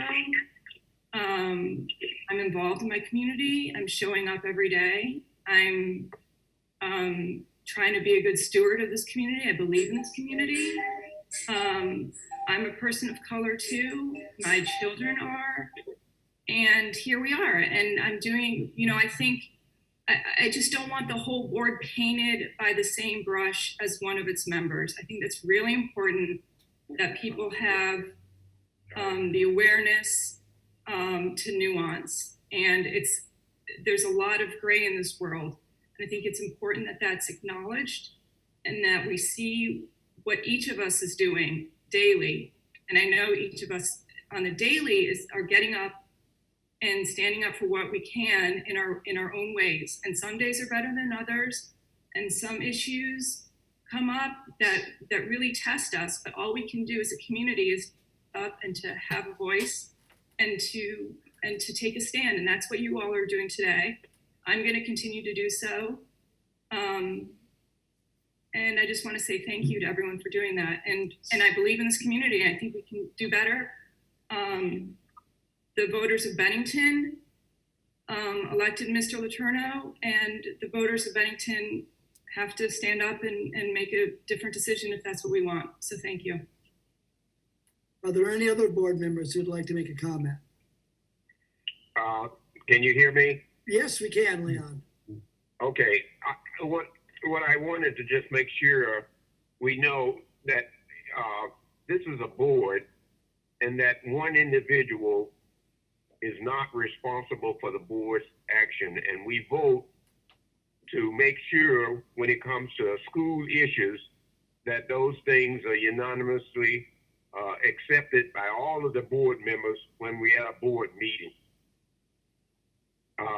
We stand for the right things to do in the school, and so me as being chair of the policy committee for SVSU and so forth, we look at all the policies and procedures to make sure that they are not biased in any way, and if they are, something there that somebody needs to bring before us in terms of a policy that deals with students and the activities of kids in the school, then we look at those to make sure that they are fair and honest and in place according to the law. And if the law needs to be changed, we look at those particular things and send those, if we have any, to the legislative body to try to make those changes in the Department of Education.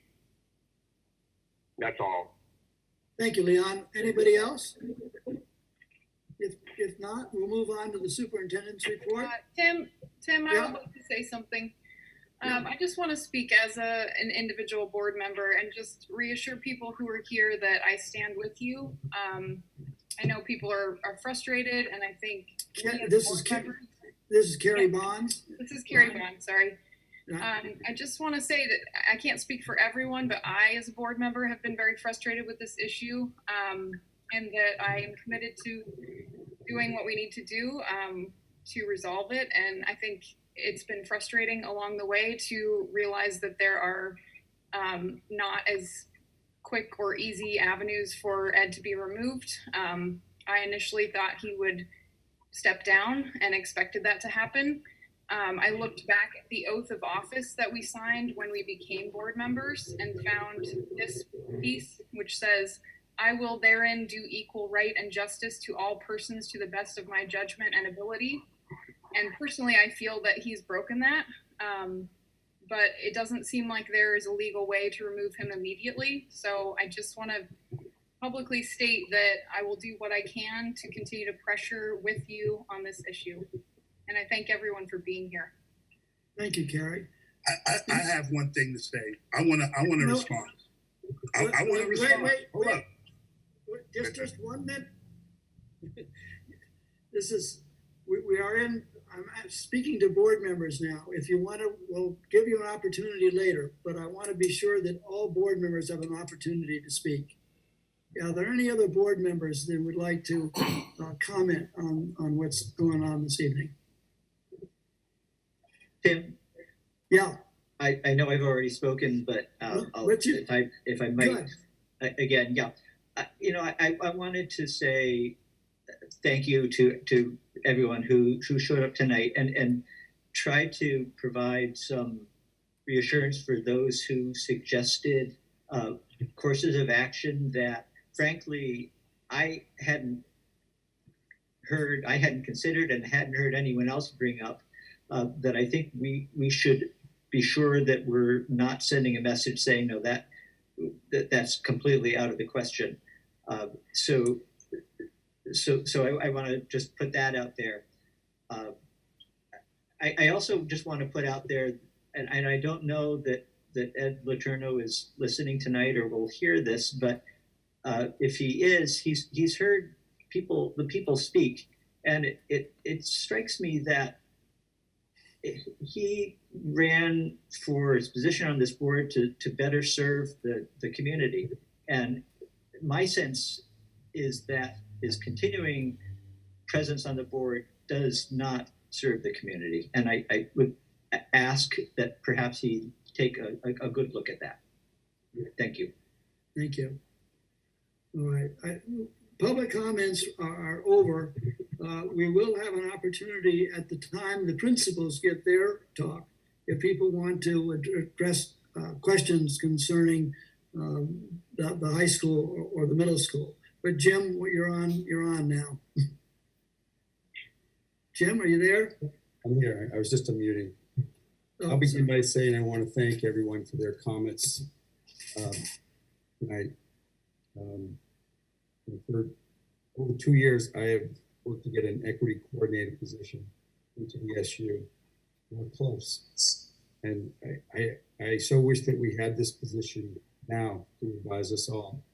But we started with the stipend position, we couldn't attract anybody to, and then with the support of the boards, the position became a school year position. And the screening committee, the equity made up of the equity committee as well as administrators, couldn't come to an agreement. Well, actually, we did come to an agreement. We rejected all the candidates and re-advertised. And that will end at the end of this month. And hopefully we'll find an outstanding candidate to assist us. It's very important. The superintendent, I'm in an awkward position. Board members are my boss. But you've all already said it. Ed is not an effective board member. And Ed, if you are listening as superintendent, I'm asking you to please resign the position. It's too long. It's gone on too long. People have been hurt, and particularly our students. And that is who we are all here for. Ed, I'm asking you to consider our students and step down.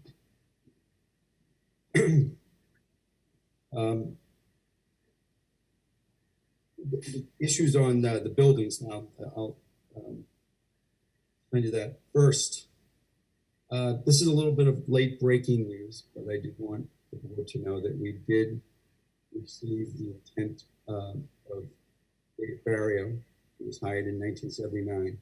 He's going to be resigning his position at the end of January. So we will begin the process of what that replacement's going to look like. But I get this information from Dave today to let the board know that. Excuse me for interrupting. Are other people having difficulty hearing Jim, or just me? No, it's going in and out, and I'm traveling, and it's still going out. Yeah, I think everyone, all the board members now need to mute, and that'll really cut back on the background noise. Okay. I may be lost, and I'll have to come back on when I get home because I'm traveling. But the board members here that I received the intent to retire of Dave Barrio at the end of January. So we're in the process of finding a replacement for Dave. We'll do a longer bit about Dave as we get there, but I just want to point out that he'll have 42 years of service when he is done. He was first hired by MAU in 1979, and that's an incredible career. And I wish Dave good luck, and I thank him and offer him congratulations in reaching this monumental decision. Leon, could you mute your phone? Is that possible? I know you're driving, but is there someone else? Yeah, I'm not hearing any background. Are you hearing background? Yeah. There we go. All right. So the other topics I wanted to talk to you about tonight is where are we with ventilation issues at both your buildings, or actually you have 3 buildings, 4 buildings if we count the East Campus. And you also know that we have a ongoing mold issue in the 1984 wing at Mount Anthony High School. So it's 2 different projects, 2 different issues, but they are intertwined. So first, the mold. So the best I've been able to determine is the mold has been there as an issue for years. The design of the building, the univent heaters that are in the building, they take in warm outside air, moist, warm outside air, but the building lacks ventilation. So that warm, moist air condenses comes water, wets ceiling tiles, wets heating fins inside the unit vents, sits there, becomes mold. So the test that was done last spring, company felt was no longer accurate because too much time had passed from when that was done. And because of concerns we had heard from staff in the building, we went back and did not, that the study from the spring just did the bottom floor. So we went back and had Legacy Environmental come and do the entire 84 wing, because there were some questions about whether there might have been mold, particularly on the third floor because of previous roof leaks. So that's the first step, is identify where the mold is. And then we've contracted with MSK Engineering. They will take the findings from Legacy Environmental and develop that into a scope of work, which then will go out to qualified bidders to come in and remove the mold, the ceiling tiles, clean wherever their mold is. So I was informed today that the third floor of the building is clear. There is no mold on the third floor of the 84 wing. Don't have complete clearance on the second floor yet, but as in the spring report, the mold is on the bottom floor. And the process is going to be, again, it has to be enclosed in plastic, the negative pressure machines brought in to make sure that as the ceiling tiles that have the mold are removed, that it's contained inside that plastic bubble and doesn't spread anywhere else in the building. And then once that is all removed, and once the metal grid and the heating units are cleaned, then the environmental company comes back in and does a second screening, make sure that the air is clear before any ceiling tiles can be put back. So I want to emphasize that this process is methodical. It will be supervised by an engineer, and it will only be done by qualified contractors. In other words, they have experience in doing this type of work. And that is allowed under the law, and so it won't be a traditional public bid process the way you may see, so that way we can condense the timeline and get the work done a little bit quicker. We tried to do this even quicker, but the estimate at that time was around $200,000 to do the work, and I felt it wouldn't be responsible of me as superintendent to award a $200,000 contract to just one bidder. And I had to go to the Agency of Education to ask for permission to, the Secretary of Education can waive the public bidding requirements in a project like this. So we did have a meeting with him, with our attorney, Dina Atwood, to ask for his permission to go to set aside the public bid laws and just go and have the work done as quickly as possible. But literally, I received the estimate maybe 15 minutes before my meeting with Dan French. So we did not go further, and we did meet with him, but we did not, and he heard us out, but not going to pursue that. It wasn't financially responsible. So that will get rid of the mold. But the situation that continues to create mold is potentially there. Now, your maintenance staff has done a fantastic job of keeping it from spreading any further, but that entails running dehumidifiers on the bottom floor of that building, which then have to be emptied twice a day. They're on a schedule to be emptied, and not turning on any of the unit ventilators during warm, humid weather, because it would bring more moisture in, which creates more water. So the timeline for that project is going to be about 2 months. The Legacy Environmental is doing one more recheck tomorrow. Then MSK Engineering said that they should have they need about 2 weeks to do the scope of work. And then that would go out to qualified bidders, who then would have 2 weeks to return the bids. So we're a month out. And then it would be, according to the engineer, about a month's worth of work to do the project. So we're into the holidays before at least the bottom floor of the 84 wing can be used. And I don't have full clearance on the second floor yet. I'm waiting to hear possibly the end of this week on that, because I know that they're coming back tomorrow. So what I have, so that's one of the reasons why we're still working remotely at the high school. There are students that are in there 4 days a week, but not as many as we have. So recently I did tell the high school administration, and maybe Steve can address this in his report, that we would support them to bring back more students into the school, and especially if the third floor is useful. One of the things that I learned about your school is the lack of classrooms in the older part of the building. That 84 wing really represents the bulk of where all your classrooms are. So it is really been impactful on the delivery of education within the building. Some of the suggestions of, it's going to be the principal and his staff on to determine who they're going to bring back into the building. But I would really like to see maybe freshmen be coming back in, and obviously they couldn't be in every day, and we might not be able to bring all of them in at one time, and then the senior experience is important. It's important to get everybody back into the school. The high school is the only school that is not following the hybrid model in the SU right now, and that's because of dealing with that mold issue, and that is going, as I said, take about another 2 months. So I don't see us fully releasing the 84 wing to student instruction until after the holidays. The other part of this, so what do we do to make sure that that mold doesn't come back? Well, Efficiency Vermont, as I've talked to you before, has federal funds available for ventilation projects for schools.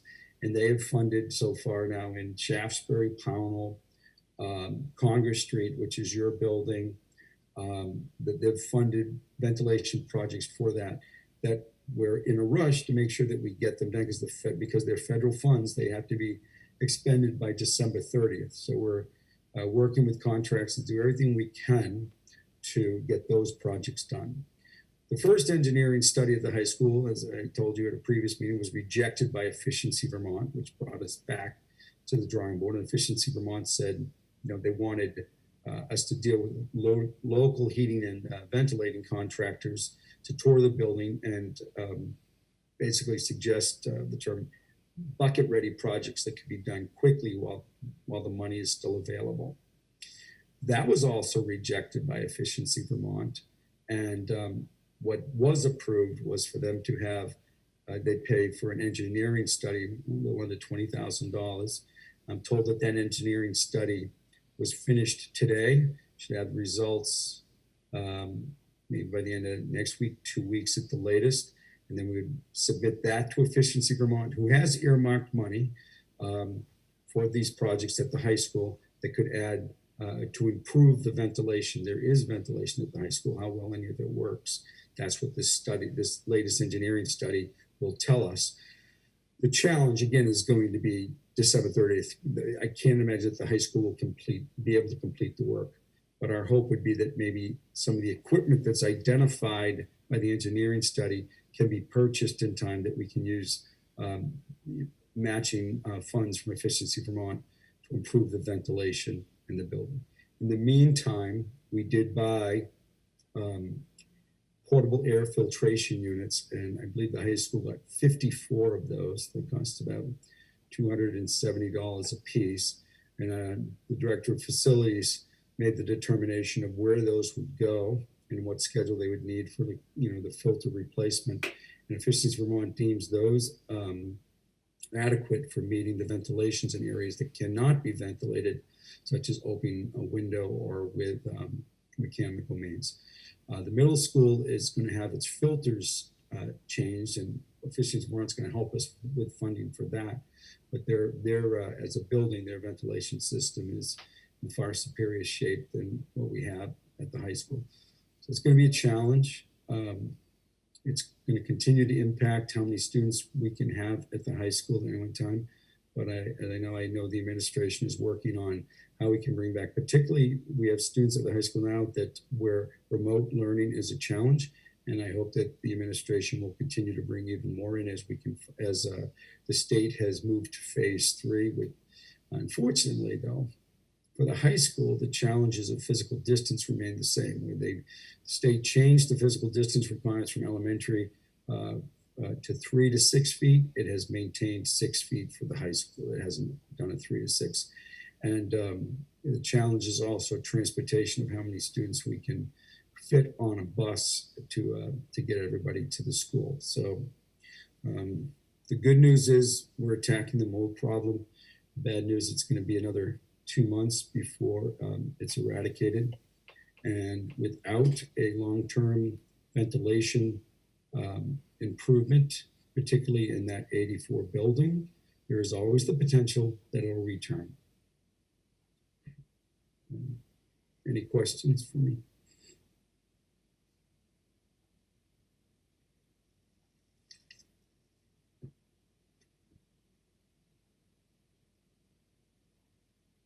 Any board members have a question on any of either the mold or the ventilation? Tim, you are muted again.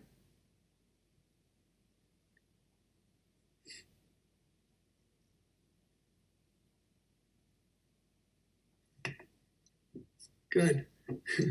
Keep on forgetting to do that. Are there any questions of Jim about the mold issue? Are there any questions of Jim about any other issues? If not, we can move on then. Am I coming through, Frank? Yes, Tim, I can hear you. Okay. Yes. I'm never really sure. If there are no other, once again, if there are no other questions from for Jim, we can move on. Unfortunately, Jim is not feeling very well, and I told him once we got through his report that he could remain silent for the rest of the meeting. And if we have something urgent, we can reach him by phone. I'll be listening I'll be here, but I'm going to turn the camera and mic off. Okay, very, very good. We can move on. We'll move on to finance.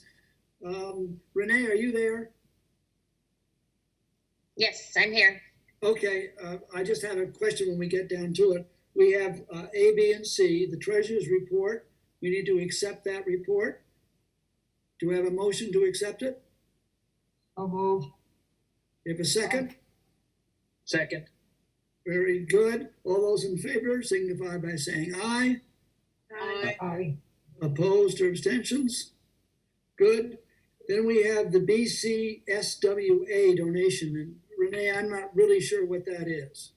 Okay, there was a letter included in the packet that is from the Bennington County Solid Waste Alliance, and they used the grounds of the middle school for their household hazardous waste day. So, to express their gratitude, they sent a general donation check of $300 to the middle school. Again, to just show their appreciation. So we just need the board to accept that. There's no strings attached to it.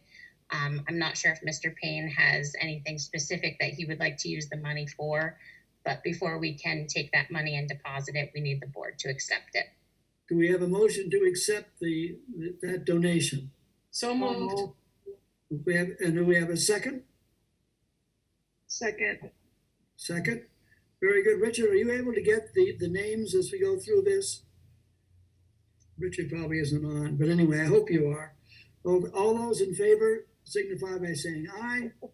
Aye. Aye. Opposed or abstentions? Very good, Don. The middle school refrigeration upgrade review. Once again, I'm not really sure what that is. Renee, can you help us? Sure. So through the course of trying to serve meals to our students during COVID-19, we have used the middle school as our production kitchen. And in doing so, we have to have adequate refrigeration to store all these meals to be able to distribute them to our students on a daily basis. In addition to that, the middle school kitchen also serves as the catering kitchen for any functions that we ask the Abbey Group to support our operations in. So the Abbey Group expressed to us the inadequate refrigeration that they have and have asked if we could put a walk-in unit, an exterior walk-in unit in at the middle school.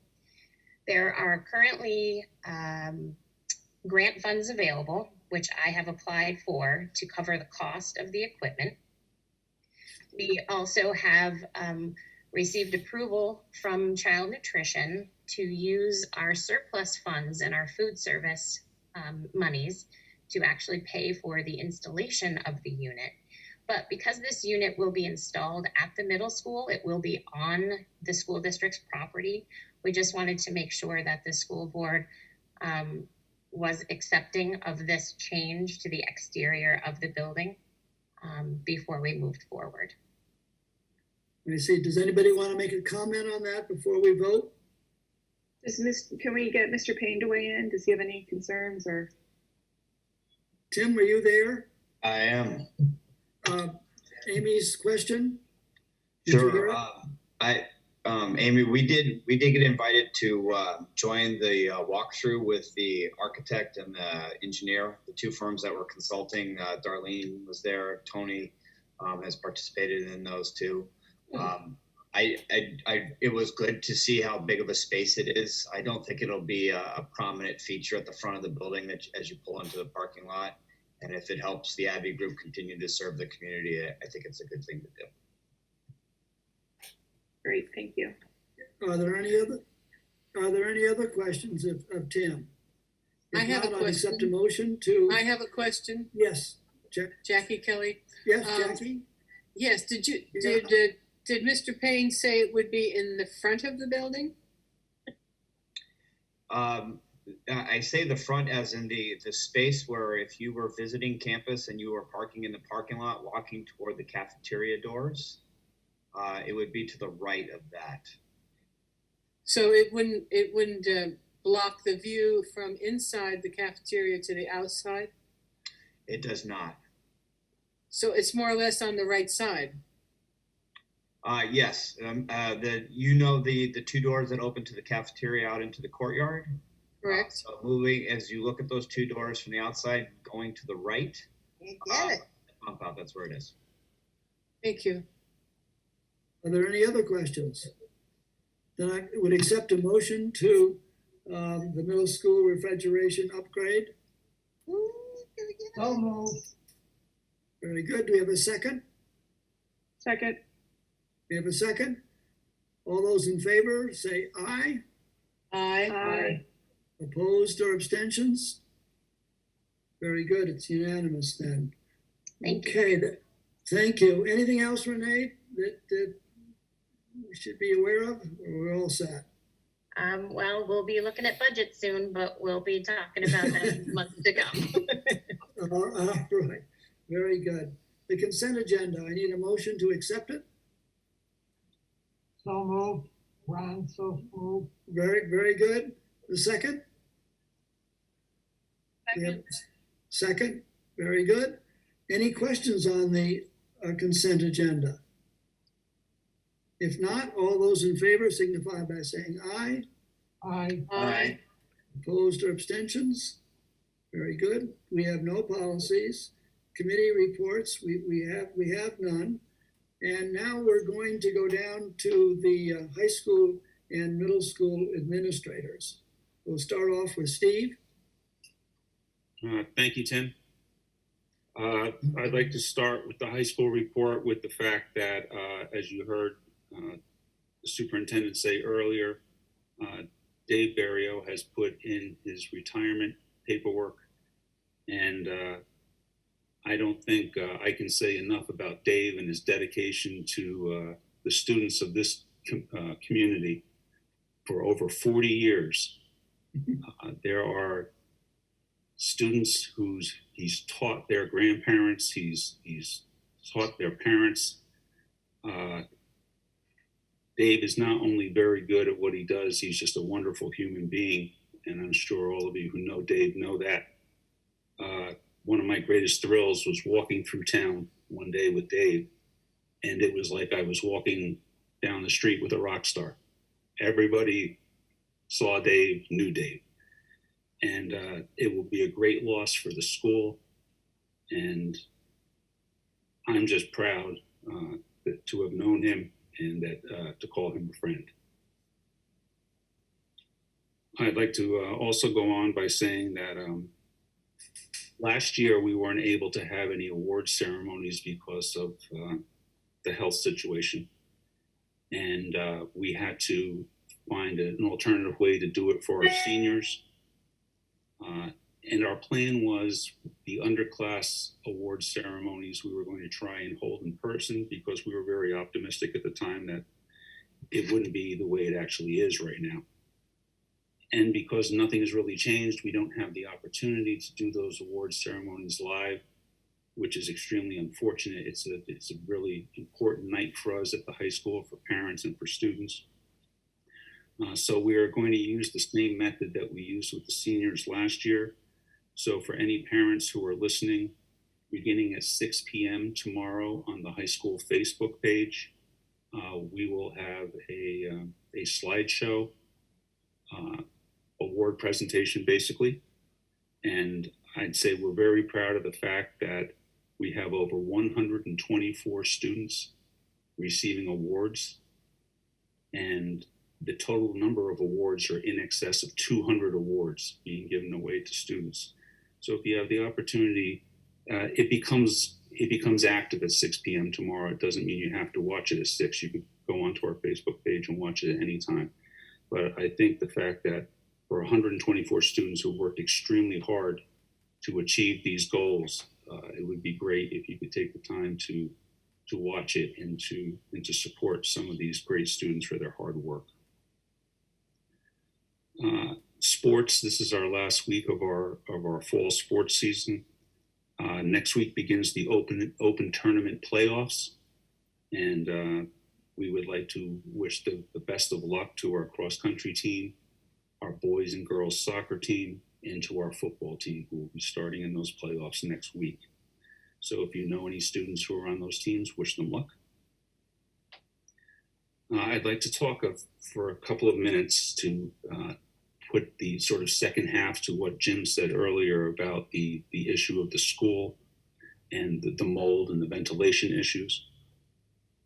At the end of September, we had a plan in place that we were going to begin bringing back freshmen, and that was going to be the initial surge of students coming back into the building. We spent a lot of time putting students into two groups, the red team and the blue team, as for which students would be in the building on certain days and which students would be home on certain days. Unfortunately, when the building issues cropped up, it brought that to a screeching halt, and we've been totally remote up to this point. There are some students, special education students who have additional needs we have brought back to the building at this point. It is our goal at the high school to bring back students as quickly as we possibly can. We definitely realize that it's an important part of not only educational, but social education for students to come back into the building and to get the support live from adults. And so what our plan is at this point is there are other groups of students we're going to bring back in phases based on the availability of rooms within the building.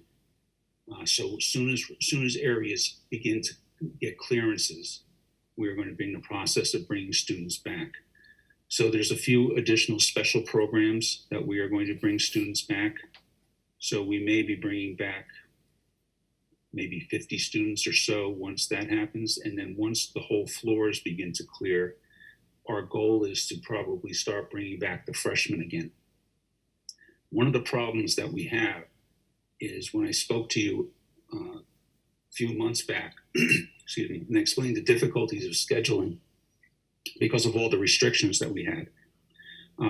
Just think along the lines that social distancing equals more classrooms. And the reason for that is obviously we are allowed to put less students into a classroom. So therefore we need more. What we could usually hold all the students in a class in one room, we may need 2 rooms for now. So when we were at a point where we needed more rooms than ever, having an entire building shut down obviously threw a wrench into those works. So as you heard tonight, Jim said the 3rd floor of the 84 building has been cleared.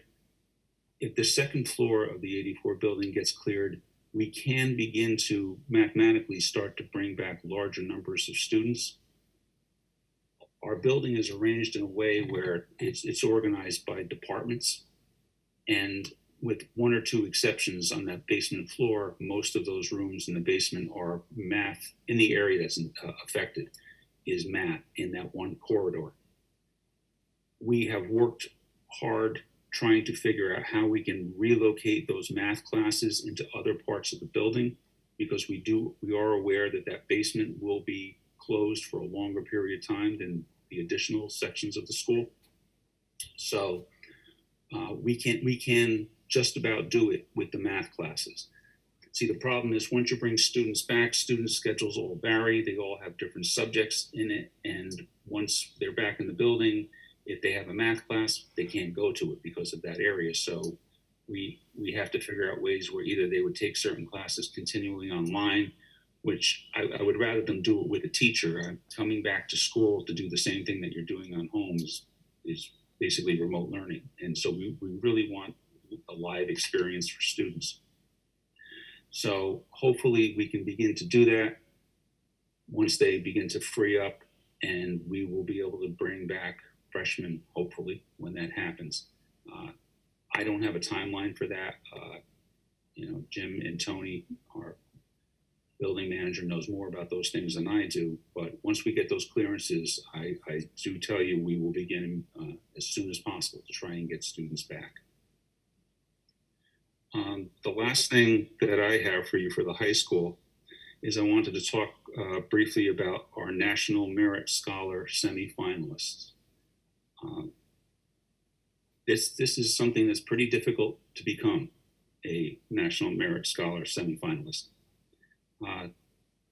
Only 16,000 of the highest 50,000 PSAT scores becomes semi-finalists. Now this is national, so this is every student that takes a PSAT, that practice SAT across the entire country. 16,000 of the highest scores become semi-finalists. And semi-finalists are the highest scoring entrants from their state. So it's not a given that schools have semi-finalists. And I'm proud to say that we have 2 at the high school this year. And the finalists will be announced in February. But just to give credit to these 2 young people, Joseph Cancellieri is one of our semi-finalists. And our other semi-finalist, and I'm sure we're going to have a beaming dad out there in the audience when I say our other semi-finalist, is Josiah Durfee. So if you see those 2 students, or you know those 2 students, give them a shout out. It's excellent, excellent work. It's a very difficult thing to do, and it's something that makes us really, really proud at the high school. So thank you. Thank you. Steve, this is Tim. I'm curious as to the response that the teachers have made to the different issues that have been presented at the high school. For instance, are they very concerned about the mold issue? And is it something that could possibly affect how efficiently they'll be able to do their job? And secondly, are the teachers, what is their general feeling about the school and how things are going? And if you could just give us a sense of how they feel. It's a broad spectrum, Tim. First off, I understand the concern while the mold is present, but they will not be going back into those rooms until the mold is not present. So everyone that's working on that, and Tony can speak to it better than I can, but everyone who's working on that realizes it's something that's serious, and it's a health issue, and we're not going to put anyone at danger. So we're not going to bring anyone back into a room that's not prepared to have someone back in the room. As for the overall, it's difficult. It's an emotional time. It's an emotional time for everyone. It's an emotional time for the teachers, for the maintenance workers, for the paras, for librarians, guidance counselors, the administrators. That this isn't normal. This isn't what we're used to. This isn't what we got into this field of education for. We got into it to be with kids, and we're taking one of the greatest pleasures of the job away from it. And so it's difficult. People are concerned, and you're dealing with health issues about things that you can't even see, viruses, and it's a tough situation. The world's in a tough situation. There's a lot of stress on people, and we understand that. But much to the credit of everyone in the building, especially the teachers, they're there doing their job every day. And I don't think that there's one teacher that you could talk to that would not tell you that their greatest hope is to get back in the classroom with their kids as soon as possible. And so we understand it's difficult. We just need to support each other and move ahead with the ultimate goal that someday this is going to be gone and we will be back to normal. Thank you, Steve. Are there any questions for Steve, other board members?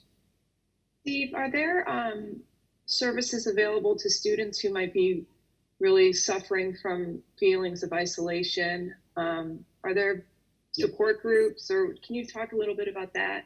Sure. We also realize that everything that I just said about adults also applies to students, and sometimes even more, and that whole socialization aspect is missing. A lot of students, their friends are a big support network for them. And that's been taken away, and that's difficult. So not being in the environment with the adults that they look to for education and for friends that they look to for support is difficult for them, and we're aware of that. We have we're blessed at the high school to have 5 clinicians and a school adjustment counselor. And they have been working throughout the time that the school has been closed, and they are still meeting with students in person. And any student who is having any issues can be referred to us by either guidance or by teachers, and we will hook them up with a clinician or the school adjustment counselor to make sure that they get any sort of reinforcement they need to forget being successful in school, but to be able to cope with all the issues that are facing them right now.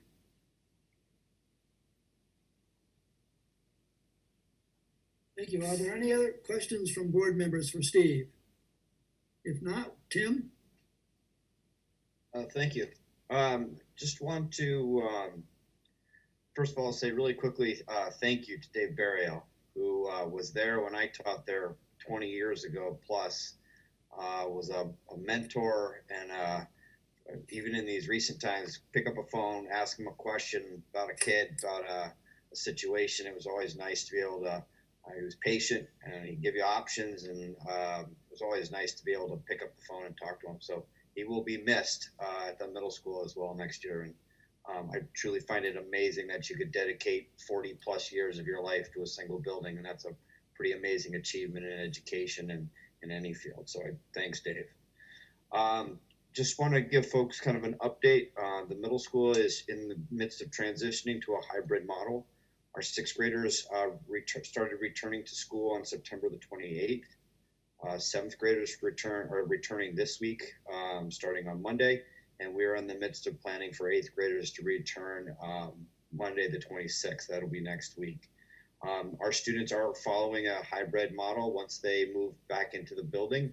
7th graders, 8th graders, 6th graders, everybody I think knows that we have teams at those grade levels. Those teams have been divided in half, and kids have been given designations of either a blue group or a red group. Students at the middle school attend instruction in person twice a week. And so a blue group will be in school Monday and Tuesday. Wednesday is asynchronous for everybody in the building, and then those students on the blue group are working remotely on Thursday and Friday. It has been a learning experience. We've bumped into a couple of things. I really appreciate the flexibility and the hard work of staff and teachers, and I appreciate very much the patience of moms and dads and families as we've moved through this. I would have to say the community has been very supportive, and that's made the task a little bit easier. It's been great to see students, especially 6th graders who've never been in the building, smiling, happy to be with each other. As Steve said, it is unique. Kids want to get up and run around and see each other, and there you are wearing masks and washing hands and practicing social distancing. But so far the kids have been great. They've been really supportive, understanding of, our situation and meeting the expectations. We are doing a lot of communication with families. We've been kind of approaching as messages going out by grade level in the week leading up. We've been using emails to families. We've been posting things on our website. We've been using Facebook. Judging by the metric of Facebook, we think a lot of folks are seeing the messages, and we really encourage people to check in on those resources just to keep up lots of information being put up as we go through the days. I also wanted to, something Steve had said, as far as just a kind of a general snapshot. As I said, it's nice to see kids in the building. Generally, they're happy to see us. As far as staff, I have staff returning to the building as well as kids. I would have to agree with Steve that there's a wide variety of comfort with coming into a building. But we've been doing a lot of communication with the staff, and I think that's helped us quite a bit. I host an office hour every Wednesday. We have a Zoom meeting, and we have anywhere from 60 to 70 staff members out of 100 attending that. We just open up the mic and we answer questions in the chat or in the discussion. We've gotten very positive feedback from folks. I think some folks are still anxious, but they appreciate being able to voice their questions. As we bring students back into the building, we have a process where on Tuesday of this week, I met with 8th grade teachers. We do basically a place for them to ask questions. We've developed a document now that we're in our 3rd grade level coming back into the building, kind of a frequently asked questions kind of thing that folks can take a look at. And then on Thursday of this week, because the 8th graders are coming in on Monday, we actually do a building walkthrough with our 8th grade teachers. So they kind of walk through the building as an 8th grade returning student would, go through the screening process, ordering lunch, going to a classroom, visiting locker rooms, how do I use the bathroom when I'm going outside.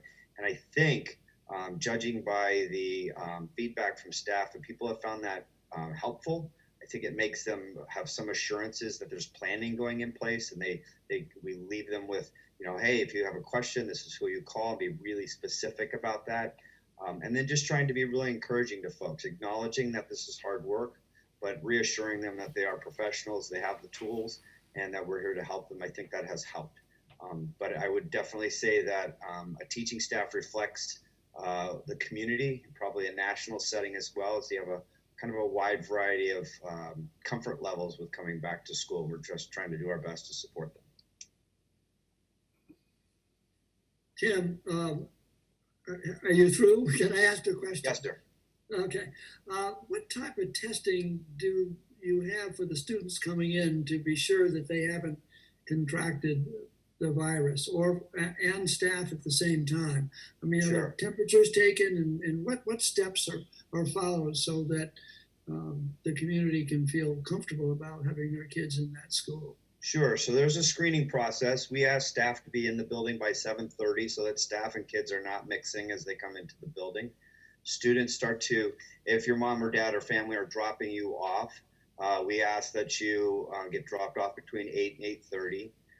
If you're arriving by car, staff meets you in the car. Students actually don't get out of the car. They are asked a series of questions. It's the screening questions I'm sure many of you have answered as you've entered into public buildings and things like that. Do you have a temperature? Do you feel okay today? You have your temperature checked at that point. And if your temperature is okay, then you come out of the car and you walk toward the building. There's a hand washing station that you have. Staff greets you at the front, and then you're allowed to enter into the building. If you walk, ride a bicycle, or you're coming off of a bus, you will have your temperature checked. You will be asked questions by staff before you enter the building. There's a hand washing station. 6th graders, 7th graders, and 8th graders are all using different entrances to the building. So if you're coming off of a bus, you're going into one piece. If you're a 6th grader, you're going into another one. If you're being dropped off by mom, dad, or a family member, you're going into a third one. So we're trying our best to kind of spread kids out. It was a good, kind of a good indicator. with sixth graders coming into the building, you have about 40 or 50 students total. There's probably 110 sixth graders this year. So it's a good group, but it's not a huge group for two. But this week, bringing back 100 seventh graders in addition, it was good to see. You know, you start seeing some groups at different doors, practicing, you know, distancing, things like that, wearing your mask. And so, of course, eighth graders coming next week will bring us to about 100 more students coming into the building. If every student shows up, maximum population in the building is going to be somewhere between 250 and 270 on any given school day. And that would keep us at the 50% occupancy. And just one more question, how are meals served? I mean, what's the process there? So Abby Group is preparing food for the school district in our cafeteria. Students don't eat in the cafeteria at the middle school. At this point, students are going to a classroom on their pod, reporting there. First block teacher pops open a Google Doc from Abby Group. There's a menu available. There are some limited choices. For those of you who've eaten in the cafeteria, there's no salad bar, no sandwich bar this year, but you have a choice. That order is placed in the Googled form, and the Abby Group delivers food to the individual pods for lunchtime, and students are eating lunch in a classroom. Thank you. Are there other board members that have questions for Tim? If not, Tim, would you write a letter in appreciation for the donation that the middle school got for whatever it was, the Bcswa? The solid waste folks, absolutely. Okay, thank you. That would be good. Are there any, once again, are there any questions for Tim? If not, Tim? Yes. Not a question. I just wanted to say, well, thank you to both the building principals for their reports and for coping and dealing with all of the changes. It's great to see the students getting back in the middle school building. And also just didn't want the opportunity to pass to say something about Dave Barrio too, and sorry that he's going to be leaving. And I know we'll have another board meeting before he's actually done, but wanted to get that out. Right. Before we close the meeting, I just certainly I will be reviewing the conversations that took place today, and we will have a plan in mind how best to address some of those issues. I'll be meeting with Dina and Jim, and probably give some of you a call to see how you feel we should approach this situation, so that at our next board meeting, we could be more specific about some steps they are taking. Hopefully, Ed will resign, and anything any of you can do to encourage him to do so, obviously would be very much appreciated. If there are any other issues that should be brought before this board, if not, I would entertain a motion to adjourn. Do we have a second? Somebody's got to have a second. I'll second. Okay, thank you. All those in favor? Aye. Aye. Opposed or abstentions? Thank you all very much, and we'll be in touch.